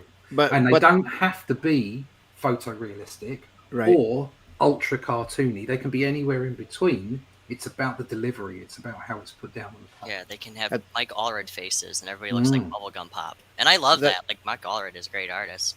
The days of being able to pick up a book and automatically tell one artist from the other is really slipping away. Not like 2000 AD, where you could open it up, see Dave Gibbons, see Carlos Esquera, see Boland, see Ian Gibson, all next to one another, and know them totally apart. Yeah, it feels a lot of people are doing the Jim Lee style, where every face and every body's like nice and tight. A lot of those guys that have their own individual style are being up at the editorial offices of the corporate comic companies are being labeled as too nostalgic. So like I've got Ron Friends on my Facebook timeline, and I never cared for Ron Friends' Spider-Man when he was doing it at all. I'd open it up and go, Friends, especially the Peter Parker material, Spectacular Spider-Man. But you see the stuff he's doing that he's posting up on Facebook. And every time I see one, I said, wow, that's really crazy dynamic. Who the heck did Ron Friends? Holy crap. Look at that. That's amazing. He posted a Superman drawing the other day that just, it wasn't Kurt Swan, but it was just as majestic. And it was very unique looking. And it was like, who in the world did? Oh, it's Ron Friends. Heck, he needs to do more comic book work. But now he has a hard time getting any work at Marvel because he's labeled as too nostalgic. Right, that's coming back. And you can see the Buscema influence. You can see the Kirby influence in it. You can see all of those old Silver Age guys that we grew up on, all sitting in a mix under his style there on that page. He posted a Thor one the other day, which was just beautiful. Yeah. He's been doing some phenomenal character work. Just great. I hope he's getting a regular, steady job because he definitely deserves it. I feel that way about Simonson too. I picked up his Ragnarok book from IDW. Took a look at that. I still go through Star Slammers and the old Manhunter all the time and just marvel at it. Unique style. They're just a great look. That Fantastic Four run he went on, and the Thor run as well. Just like brilliant stuff. Yeah. If you want to read something very interesting in an art style, have you did the Venom Space Knight stuff? Where they sent Flash Thompson to space to combat space. No. They did this is a really interesting art style, and I kind of like it because it reminds me of a classic Warhammer those painted covers from like fantasy and space books from way back in like the 60s, but it's just all done in Way like back in the weird 60s. CGI Way back. modeling. For us, that is way back, dude. Well, Yeah, it doesn't look bad. It doesn't, and shockingly, the story itself is rather entertaining. It's just Flash Thompson as Venom punching people for Flash Thompson's Venom. yeah. There's a show some more pages. Sure. Oh, here's a good one. I love this because it's like an old school grindhouse movie. Old school. Right. Something I noticed just from those 3 spreads, as beautiful as they are, the camera angles are very flat. Really? Hmm. Well, what do you mean they're really flat? I'm going to Well, learn. it's all from looking from the side. Yep. It's all from apparently all from the hip. Looks pretty steady, yeah. Yeah. So it's beautiful. The artwork is rendered gorgeous. It's beautiful, and the anatomy looks great. I mean, if you're saying they're using 3D models, I'm not surprised. But there's all the action, all the energy is in the rendering, rather than the view, rather than composition, the camera, the composition. Yeah. So yeah, surprising. But yeah, I mean, saying that, I'm going to go pick that up now because that looks gorgeous. It's very cool. Really, it's only beautiful. 2 volumes. Yeah. Apparently, there is one of my buddies pointed it out, and I don't think it's in this volume, but the guy did get in trouble. Who's the artist on it? I think it's a she. Ariel Olivetti. I guess she took actual Warhammer 40K ships and just put them in the background as filler. Ooh, and yeah, that's not good. She kind of dodged a bullet because Marvel now owns it. Yeah. But yeah, it was not. There's like ooh. I think it depends. I mean, if it's so, for instance, I've done that for branded stuff for IP where they own everything, so you can pop a background in and it doesn't matter. I actually had some backgrounds from the show in the Ben 10 strip, and that's fine. There's nothing wrong with that. Somebody else painted that. Somebody else did that, but it was part of the production where we wanted the strip to look as much like the TV show as possible. So it was like a group effort, if you like, even though I was putting the strip together. But taking other people's, painted art and popping them in the back of your books, if it's not about the IP, if you don't, if you're not working for somebody who owns the IP, then that's a whole different kettle of fish, isn't it? That's just plagiarism. Yeah. Oh, I guess Ariel is a man. Oops. 2000 AD was the tits. Indeed. Yeah, indeed. Flash Thompson was Venom on TV. Disney owns Warhammer? Snowflame, Eric Crampton, probably. When did Disney buy Warhammer? 2 years ago? Oh. I think they did recently a Martius Calgar comic and then the Sisters of Battle comics, and shockingly, they're actually pretty good. I do recommend getting them. If you want somebody who took a lot of inspiration, I think, from Morning Sugar, Ben Templesmith, which I think everybody should take some run from him. Yeah. Is I like Templesmith. What? I like Templesmith. I do too. That guy is. Have you ever talked to him in person? No. He will bite your head off, but in the most loving way. He's a lovely man to talk to. He's very knowledgeable. He'll do it in the most loving way. Yes, he says Ariel is a man, teaches superhero anatomy for Domestica. Oh, I didn't actually know they were. I feel like I knew they were a man, but I saw Ariel, my mind went to female. It's a man, baby. I'm still trying to get my head around Venom as Flash Thompson. What happened? Yeah, I know. That's what happened there. Why is that? See, Michael says Flash Thompson was Venom until, no spoilers, right? Yeah. He was part of the GOTG, whatever that is, I think. Guardians of the Galaxy. Oh, Guardians of the Galaxy. He was with the Thing. I think that's when Kitty Pryde took over as. Of course, yes. Yeah. Yeah, that big one that everybody read. That huge run that everybody knows. Yeah. Flash Thompson became Venom because Eddie lost it, or he died, one of the two, and the government captured the symbiote, and they go, what army person can we use for this new Venom super soldier program, and they That's threw so- Flash Thompson in there.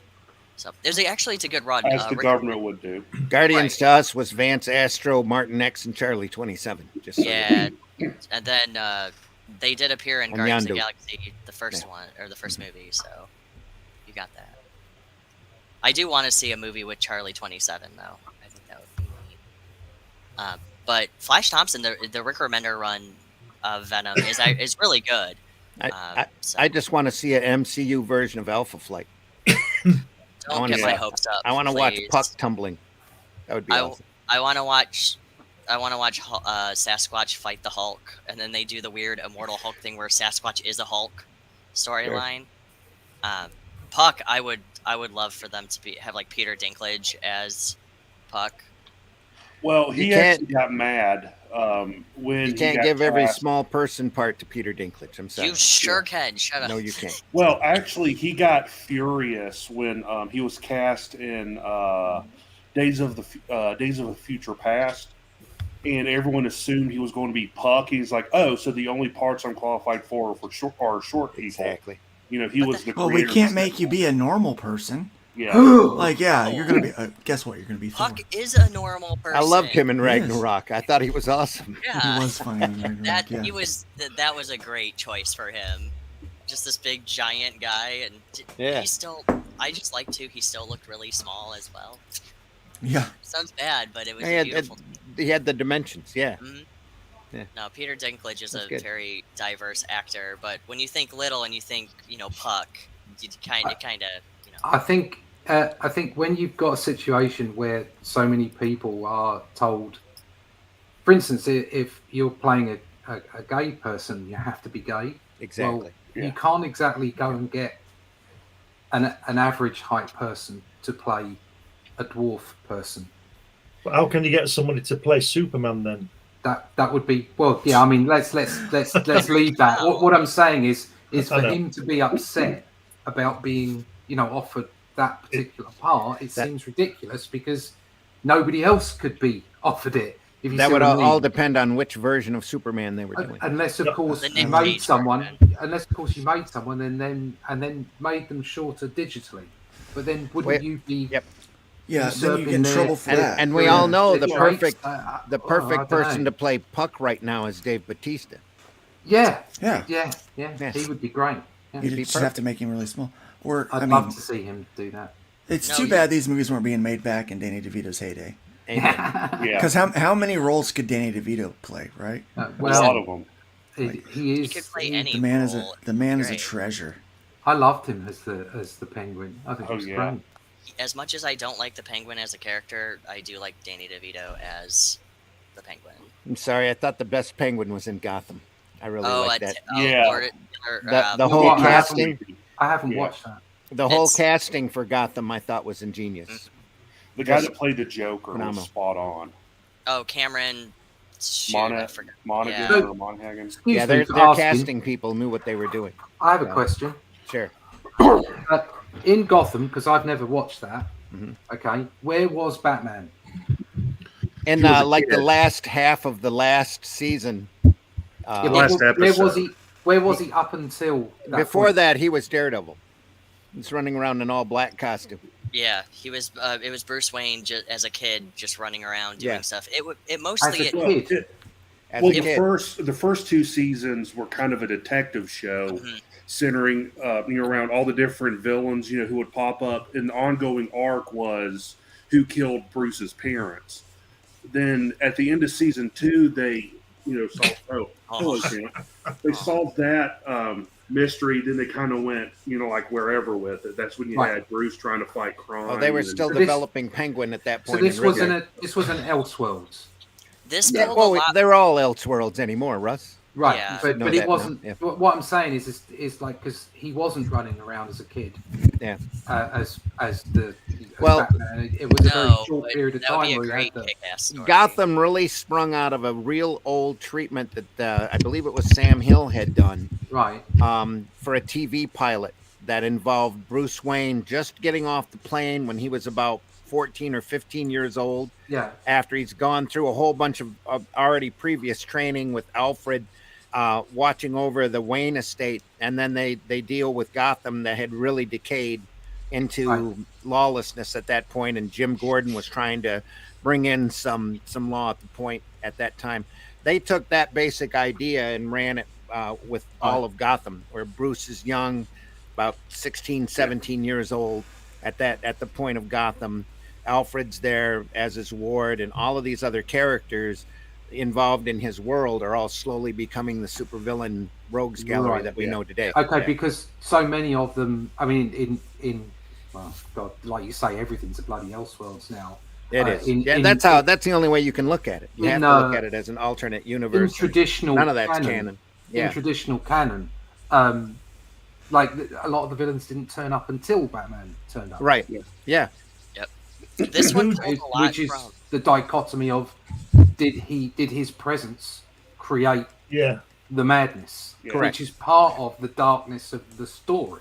Yeah. At least in Bronze Age and beyond, because back in Silver Age it's a different Batman altogether, isn't it? He died. Yes, the can be. On Earth 2 or whatever it is, and then Earth 1 became the one that we looked at, or something like that. The whole canon was was completely put on its head. There's an old Justice League story where they bump into a alternate dimension that doesn't have any superheroes except one, and it's the guy's version, or it's that Earth's version of Superman. And they're all sitting there looking at each other going, oh, this is the first super powered guy here. And when Superman hit the Earth, there was all of these plagues and world things happened. And you know what? If we take this character and move him from this Earth will grow up peaceful. Right. Oh. And so they grab him and they take him back to their Earth. Wow. What storyline is this? Who was it who killed Bruce Wayne's parents? And he ran around on Earth, on DC Earth Prime for a while. What, in Gotham? Joker. I don't know. I don't know. What now? Who is Funny it? story. Matches Malone, the alter ego Batman uses to infiltrate the underworld, is who killed his parents. Yeah. Not the Instead of Joker. Joe Chill. Right. Good. Yeah. Good. What a mess. No, they It's like Wolverine's origin. Yeah. Yeah, and what I didn't like about it, because like at the end of the second season onward, it just goes completely insane. Right. At the end of the second season, spoiler alert, you find out it was a hit done by Hugo Strange. Yeah. I liked the fact that there were 3 Jokers. Like every time the season happened, an episode happened, they're like, "But then the Joker," and then it was Cameron's brother, him, and he actually played both characters too. Yeah. I think. It was Jerome Valeska was the first Joker. Oh yeah. Then Jeremiah falls into the acid and becomes what I call Cancer Joker, because he's the Joker, but his head is he's losing hair and he looks like a leprosy patient. He reminds I don't me know why of they wouldn't have gone Toxic with Avenger. standard. Yeah, I don't know why they wouldn't have gone with standard Joker, but okay. He reminded me of It was a licensing thing. They couldn't. That's why they never called him Joker, right? Because they actually weren't allowed to legally. So that's why they never went with a standard Joker look. Just called the Clown. Well, there's been a whole lot of legal dancing on the media shows as we go. As they we go more or through less what they can and can't do. Standard Joker in the second season when when Jeremiah was hit with the fear toxin, his skin goes white and his hair goes green. Yeah. So they don't call him Joker at all. Yeah, they just call him Jeremiah. Yeah. They call him the Ha-Ha Funny Man. That's what they needed to call him. Okay, well, this has just convinced me not to watch it, so thanks. Oh no! It's a great show. It's good brain check material. Just don't think about it too much. If you want a good show that nobody's watching, Doom Patrol, that show needs to stay around forever. The girl they cast as Catwoman on Gotham looks so much like Michelle Pfeiffer when she was younger. It's not even funny. I will say this about the Gotham show. It is super entertaining. Super entertaining. But the kid that does play the Joker character doesn't get enough credit for playing that character. Man, he does. Oh, no. Man, he talk about putting your heart and soul into a role. And all the casting acted his ass off on that. All the casting on that was pretty good. Yeah. I mean, the guy who played Penguin made Riddler. made the character. Yeah, the guy who played Riddler was really good. Yeah. Well, they were all just very goofy about it. Like every time they were on when they showed up, they never took themselves seriously, and I think that's because they all knew kind of the ridiculousness, and that kind of played into their I characters. thought they all did pretty good. It Oh, I wasn't like loved it. Batman Isn't where that they their were all job? chewing scenery. Actually, Isn't that their West job Batman. to be good? The what? I was in a press Isn't that- conference with Rob Taylor. I think that's Robin Taylor. Robin Taylor. Robin yeah. Taylor, and that guy is the most humble person I have ever listened to talk. He was just like, "Oh, thank you. I'm really glad you enjoyed it." And he's like really embarrassed. I don't think he knew how great of a performance and more memorable it was until he really started doing the con circuits. So, unlike Michael Rucka, who was hungover during his conference. That was actually really fun, though, but I digress. Frog Jesus, are you saying that Dinklage doesn't measure up to the task? Oh Correct. my gosh. As a short Boo. person, a 5'3", yes. Was that Don't see Ultron, anything. the hero of Earth? Ultra, yes, it was Ultra, or hero of Earth Prime. You remember, RJ? Was that? Yeah, Oh, they, is and they, that they different? yanked him. They yanked him from that Earth, thinking that figuring that they had just saved it from all sorts of superhero, supervillain clashes. Shenanigans. Everything would spring out from that guy. Let's take him with us. Okay. Cool. The creation of the villains seem a tad bit rough. Yeah. They've should have stretched it a little on Gotham. I mean, Yeah. sometimes yes, sometimes no. Yeah. Sure. Yeah, I when think it Riddler started- was a nice drawn out. Yeah, I liked him. I did like B.D. Wong's Hugo Strange, Mhm. however. Yeah. Yeah, that good. was an interesting casting. They need to bring him back. Matches Malone could have been his father's nickname. They don't know much of his past. You know, one of the things I've definitely learned from He was face cut off Joker. yeah, that was a great Wasn't a Joker, show. by the way. That's true. Great casting, but not great storylines. Riddler and Penguin made the show. Yeah, they did. One of the things I've Absolutely. learned about from doing all these It's the best. shows and watching all this stuff is that Watch it the for response is one. so subjective. Yeah. Yeah. Yeah. Like two people can watch the same show and get completely different experience out of it. That's art, though. Yeah, Right. I do like Harley Quinn too. That new show. What's her name? The girl who played Penny from The Big Bang Theory. Man, that woman is insane, and just in her vocal range as Harley Quinn. I don't think next to the Bruce Timm one, I don't think there's ever been somebody who can really do Harley Quinn's voice very well. It always just sounds kind of bland and dry. So C says Doom Patrol is life. See, you're always welcome on here. You know how to come in. you're damn right. Doom Welcome Patrol in. is life. Robin Lord Taylor says Brandon Fraser was awesome. Yeah. Brendan Fraser, Robot Man. No, They said he's really good in The Whale right now, too. My mum He was wins the right. Academy Award for it.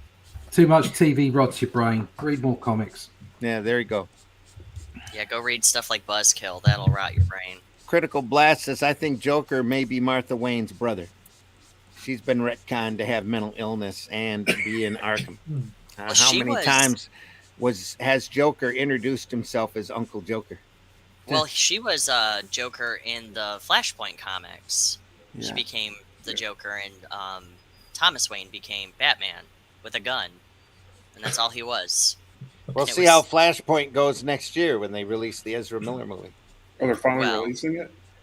No, Well, it's on the schedule. we think so. So, I hope Ezra Miller doesn't even show up in the movie. He's just running so fast, and everything else is just playing out. everything's a blur. Yeah. So he fries So- himself out. So I'm a little torn about Ezra. So he apparently, I guess, turns himself in and apologizes. Look, I was off my meds. Something went wrong. So I'm kind of torn between wanting to believe him Something went wrong. and thinking, dude, you're trying to use mental illness as an escape for being a is. douchebag. He is. So it's like I'm kind of torn between the two. I kind of want him. I don't know. Maybe it's just kind of my nature, but I kind of want people to win. I kind of want this guy to Sure. be like, look, be a poster child for like you can get help and life can get better and you can come from a pretty low place and and get elevated. But then there's part of me that's like very cynical and is like, yeah, he's a lying douchebag. he's just trying to get out of trouble. He realized he couldn't run any further, and so I'm No really pun torn with intended. Ezra. Exactly. Yeah, I'm just really torn with the whole Ezra Miller thing. So Well, they're giving it some distance so that you can separate the bad publicity from the actual film. Yeah. So you watch when that film comes out, Ezra's not going to be very front and center on it. It's not going to be Ezra Miller as the Flash in Flashpoint. No, it'll just be Flash and Flashpoint DC epic, because everybody's supposed to be in it. It was such a showcase movie, almost like the Crisis TV show.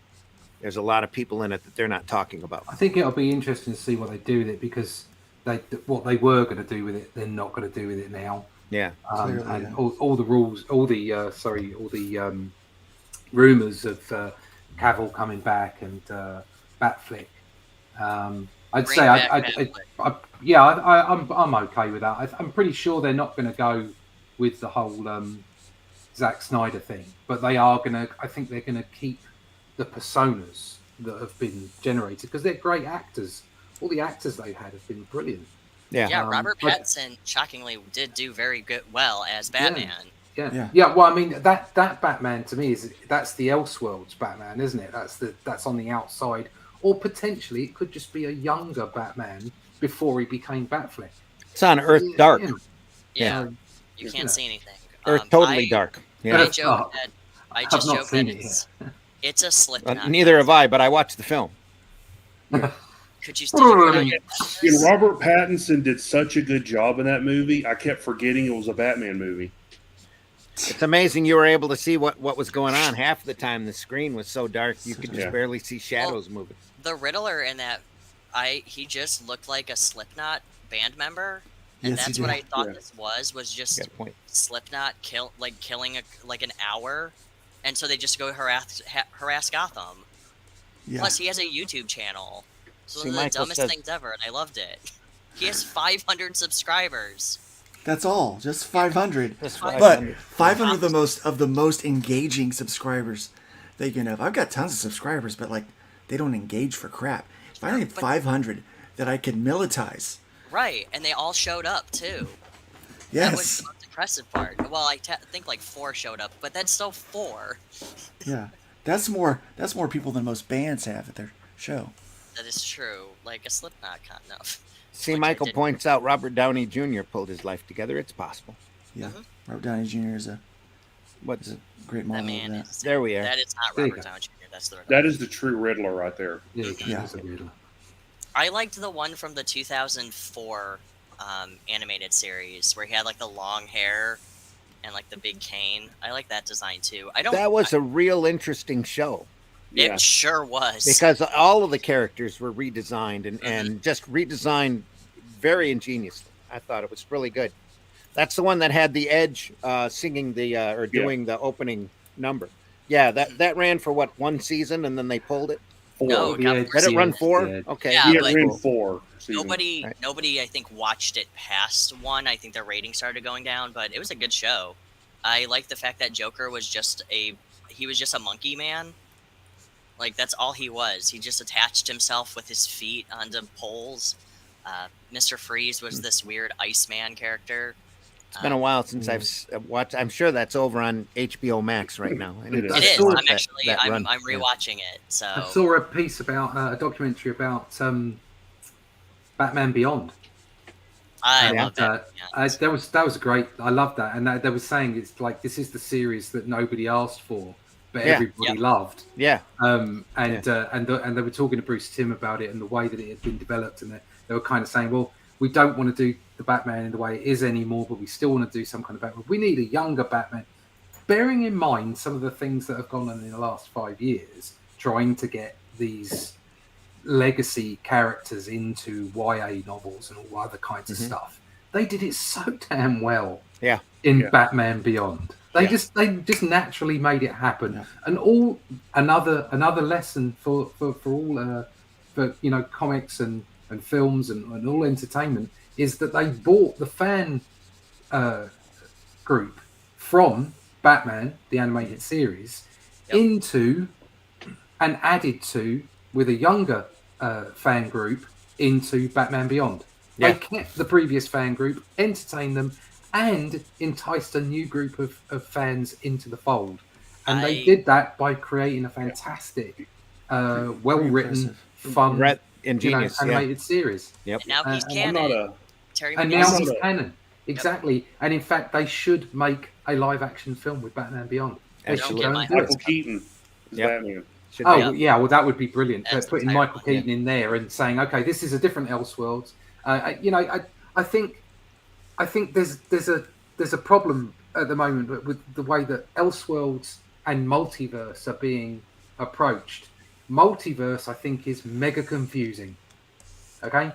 I just think it's confusing because you never know who you want to follow and who you want to be your hero. Yeah. Who you think is great. Who is the hero? Who is the villain? I don't know. Multiverse means anything can happen. Right. But Elseworlds, if they can get that across to the general public via the film, via the DCU, and say, look, what if this was the way Batman was? What if this was the way Superman was? Then you can do clever things. And that's why Elseworlds worked rather than... I was never that much of a fan of a multiverse. Much more of a fan of an Elseworlds process. The What If cartoon on Disney is really good. That one's I very really good. enjoyed that. Yeah. I thought it was a little too like fan servicey, especially with the MCU, but it did work really well. Yeah. I do like the Elseworld title with Faster Than a Speeding Bullet, where Superman grows up in Gotham and becomes Batman. Oh, I've not seen that. Oh, it's really great. I think they just reprinted it too in a big Elseworld binding. There's a whole lot of that Elseworld stuff that could stand to be animated. Yeah, well, and shown off. That's The why I was Nail, really- especially. They have done it. Great. Or what was it, Tower of Have they? Babel? Here and there. I know they've done Gotham by Gaslight, haven't they? That was the Animated first that. one, wasn't it? That was out technically. That was the first real Elseworlds. That was out technically book, yeah. before they coined the Elseworlds phrase, and then when they reprinted it, it was an Elseworlds book. But yeah, they did a follow up to that as well. And they did. They also did the religious one. I can't remember what it was called. Holy Terror. Yeah, Holy Oh, Terror. I have that Yeah. book. No, That- not Holy all of them, Terror. brilliant Holy book. something. Yeah. No, it was Holy Priceless. Terror. Yeah. It is because I have that comic. It's a one shot if I remember. Oh, okay. Yeah, they're That's all the ones. Frank Miller And then one. I will pull out my Frank Miller's Holy Terror book too. But this is not what we're talking about. I do Kal-El was actually own adopted that by book. the Waynes. Yeah. Yes, yep, that's what it was. And then there was the new stuff though. A lot of the new Elseworld Batman titles, like the Sean Murphy's White Knight series. Yeah. Oh man, that has been incredible. So I've got to get hold of that. I haven't read that yet. They just released Sean Murphy's working on a Batman Beyond White Knight. And I guess yeah. and I guess Bruce Wayne and Harley Quinn get married. And it's like an entirely really cute story that ends up happening throughout the series. So it kind of makes sense. But I do like the fact that they made Joker the hero of everything and Batman's the villain. And you find out like the GCPD has all these undercover things to protect Batman, and it's a crazy series. Yeah, Holy Terror. Oh, so they're trying to deconstruct and ruin Batman. Okay. It's a good story. You shut up. No, but yeah, it is. the norm and then you have anymore. Last Night on Earth. I think if you do things in Elseworlds, that's how you do the deconstruction. Yeah. That's how you approach a different way of looking at a character. Don't make it the main series. But You've gotta- that you've would gotta- make too much sense. You've got to keep some kind of. Damn it! I'm no monarchist, but we lost a good one this week. Okay, Yeah, you did. She was a great one. All right. Yeah, you And the whole what was so important about the Queen was that she and the way that she worked was that she was kind of like a backbone to it. She was always there. She was always there. And like I say, I'm not personally a monarchist, but I could appreciate what she was about and how she kind of put a level on things. And it's like that with canon, isn't it? It's like, see the way I segue there? It's like that with canon. You can. It's nice to have this like one, vein of something you can always go back to. And the great thing about Elseworlds in their heyday was that you could just go off to those Elseworlds and you could find different ways of looking at a character, but always return to that central canonical vein. Can I just interrupt this program to give you an exclusive? Go on. as you probably know, my wife Helen is a ceramics artist, and she's just given me these. She's working on Hatch, and she's just shown me his hands. It's Hatch hands. You see that? Hatch hands. Fantastic. There we are. He will be revealed shortly on Indiegogo when the next book comes out. Cool. There you go. All the Exclusive. detail on the fingernails. That's it. Yeah, fingernails and everything. Yeah, brilliant. Want to thank everybody for being part of Sunday Funnies today. Thanks everybody in the chat. I do want to point out Frog G. Thank you so much for putting those links in and for always being a part of the program whenever you can. He wants to point out launching September 17th. Sign up now for Frog G, Voodoo, Gods, and Magic. And there is the link there on Indiegogo. Sign up for that book. So please do that for Frog. Where we are? The Carlos Mangala. Melia. What? Silent G. Melia. Penciled a comic with Tarzan and Superman. And switched. That was really cool. Yeah. Oh, I forgot that was even a thing. It's an excellent Elseworlds 3-part miniseries, The Nail. Yep. Yeah, the JLA without a Superman because the Kents got a flat tire 30 years ago. See, that was the whole that was the whole point. It was like the butterfly effect. They're driving instead of being where they were supposed to be. They ran over a nail instead and had a flat tire, and the rocket crashed. Well, in the movie, they were fixing a flat, weren't they? Were they? Remember. Yeah. I don't remember. It's been a while since I've seen the Christopher Reeve one. Oh yeah, they were. Yeah, because he lifts it up, doesn't he? Well, Super Baby. Yeah. Great old day that Byrne retcon out of existence. Yeah. The cool thing about White Knight was the 2 different Harley Quinns. Yeah, you had the regular Harley Quinzel, and then you had the more crazier. Explain the difference between the animated one and the video game. Yeah. Yeah. I like the way I will always say Harley Quinn has the best redemption arc of any DC character. But an angry hatch be considered a cross hatch? Yes, he would. Yeah. Probably. Mitch, tell folks where they can find you. You can find me here at Linktree/Celtic Cross Studios. All right, Chad, tell people where they can find you. You can find me at Shots with Comics on Mondays at 8:30 p.m. Eastern Standard Time, and you can find me at Casual Nerd Chad on Twitter. Luke, tell folks how they can find you. You can find me at LukeStoneStudios.com. That's Luke Stone Studios, the S in the end.com. All of my pertinent links are over there. My YouTube link, my Twitter, my Instagram, and links to the campaigns that I have running currently. I do have Hybrids, The Killing Field, Part 1 through 3, in demand right now. And I'm also running a campaign that's live on Indiegogo for Rift Riders. It is a Doctor Who meets Peter Pan, meets Star Trek, meets the Rescue Rangers kind of adventure. So it is all ages. It's something that anybody, literally anybody, can pick up and read. Chippendale in space. Anyway. It's just not... No, it's great. It's great. Yeah, it's fun. It's fun. And go over there and take a look, LukeStoneStudios.com. Take a look at that Hybrids collection because it's got a cover by Kanan White, and it's really iconic. Very, it really does, yeah. Mm-hmm. Very, very great cover. He's actually doing the cover for the next trade, so he's working on it right now. Sweet. Awesome. Russ, tell folks how they can find you. Hi, yeah, you can find me at russleach.com. All my links are over there. You can get me on the usual places on social media and my YouTube channel. You can pick up multiple books. What we got here? We've got Terminus at Fenton's Green. It's a horror book by Marcosia.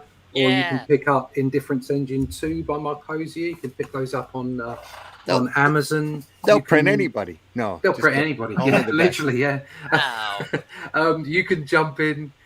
With the print me, go on. You can jump in to the second half of the last ever Doctor Who story within the pages of Doctor Who magazine that you'll see Jodie Whittaker. Okay, I'm doing the last issue as we speak.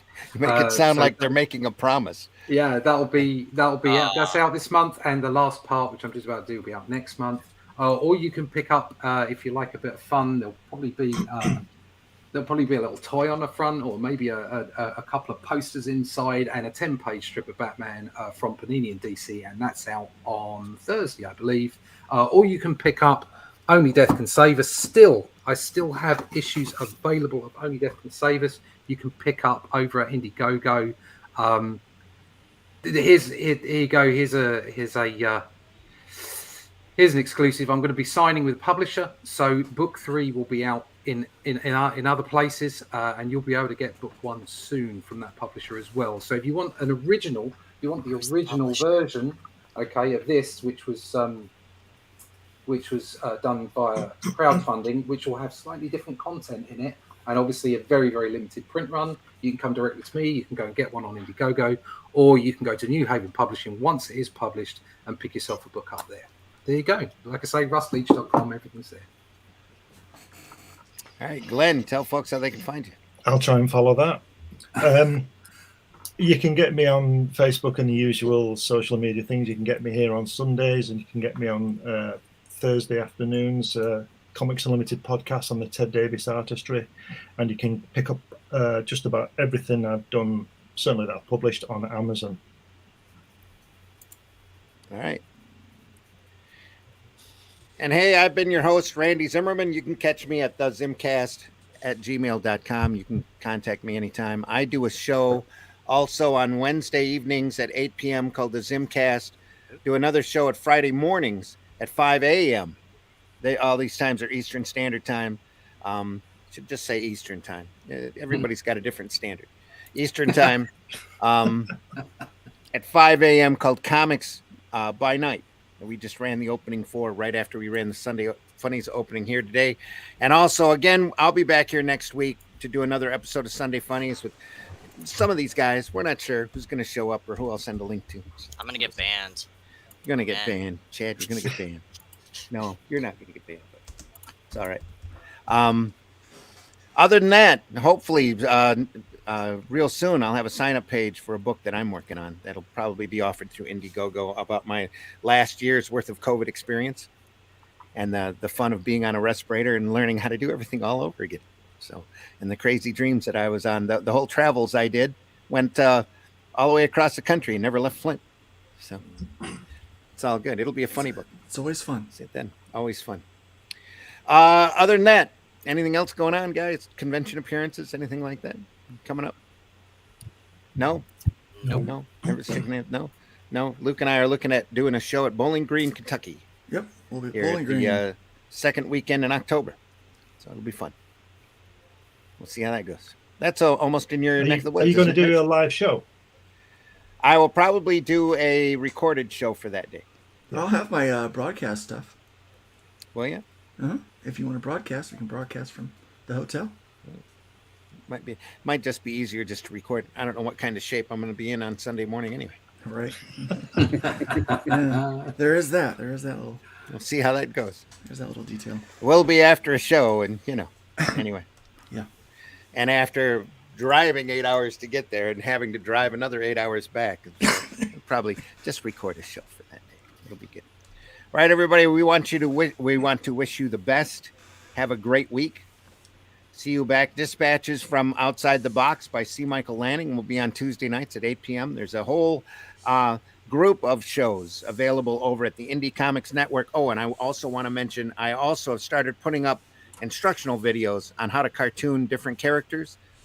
Drawing with Randy. The first episode is up. Second episode's coming real quick.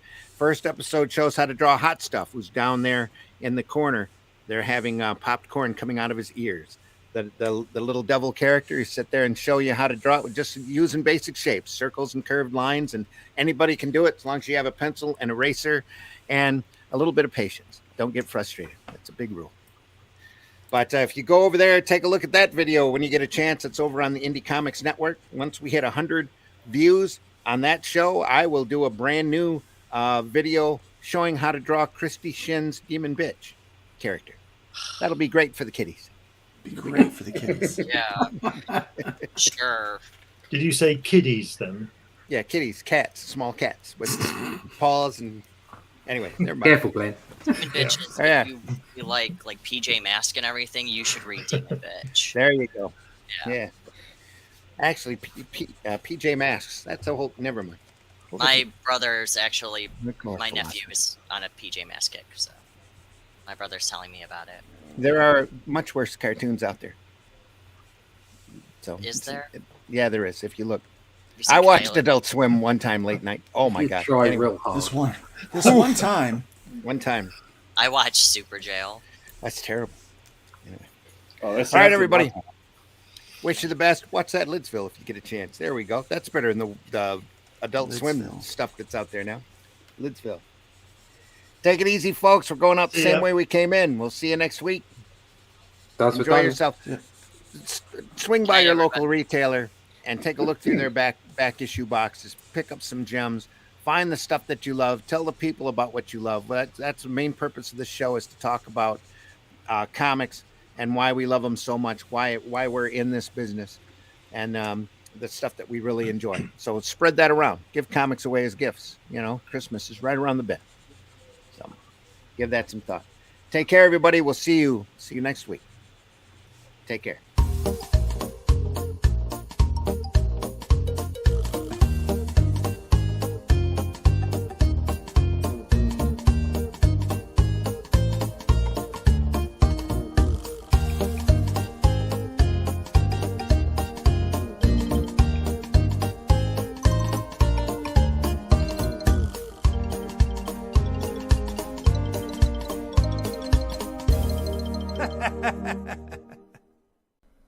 Look, everybody's entitled to be an idiot. Do you draw the Flintstones naked? There's a market for that.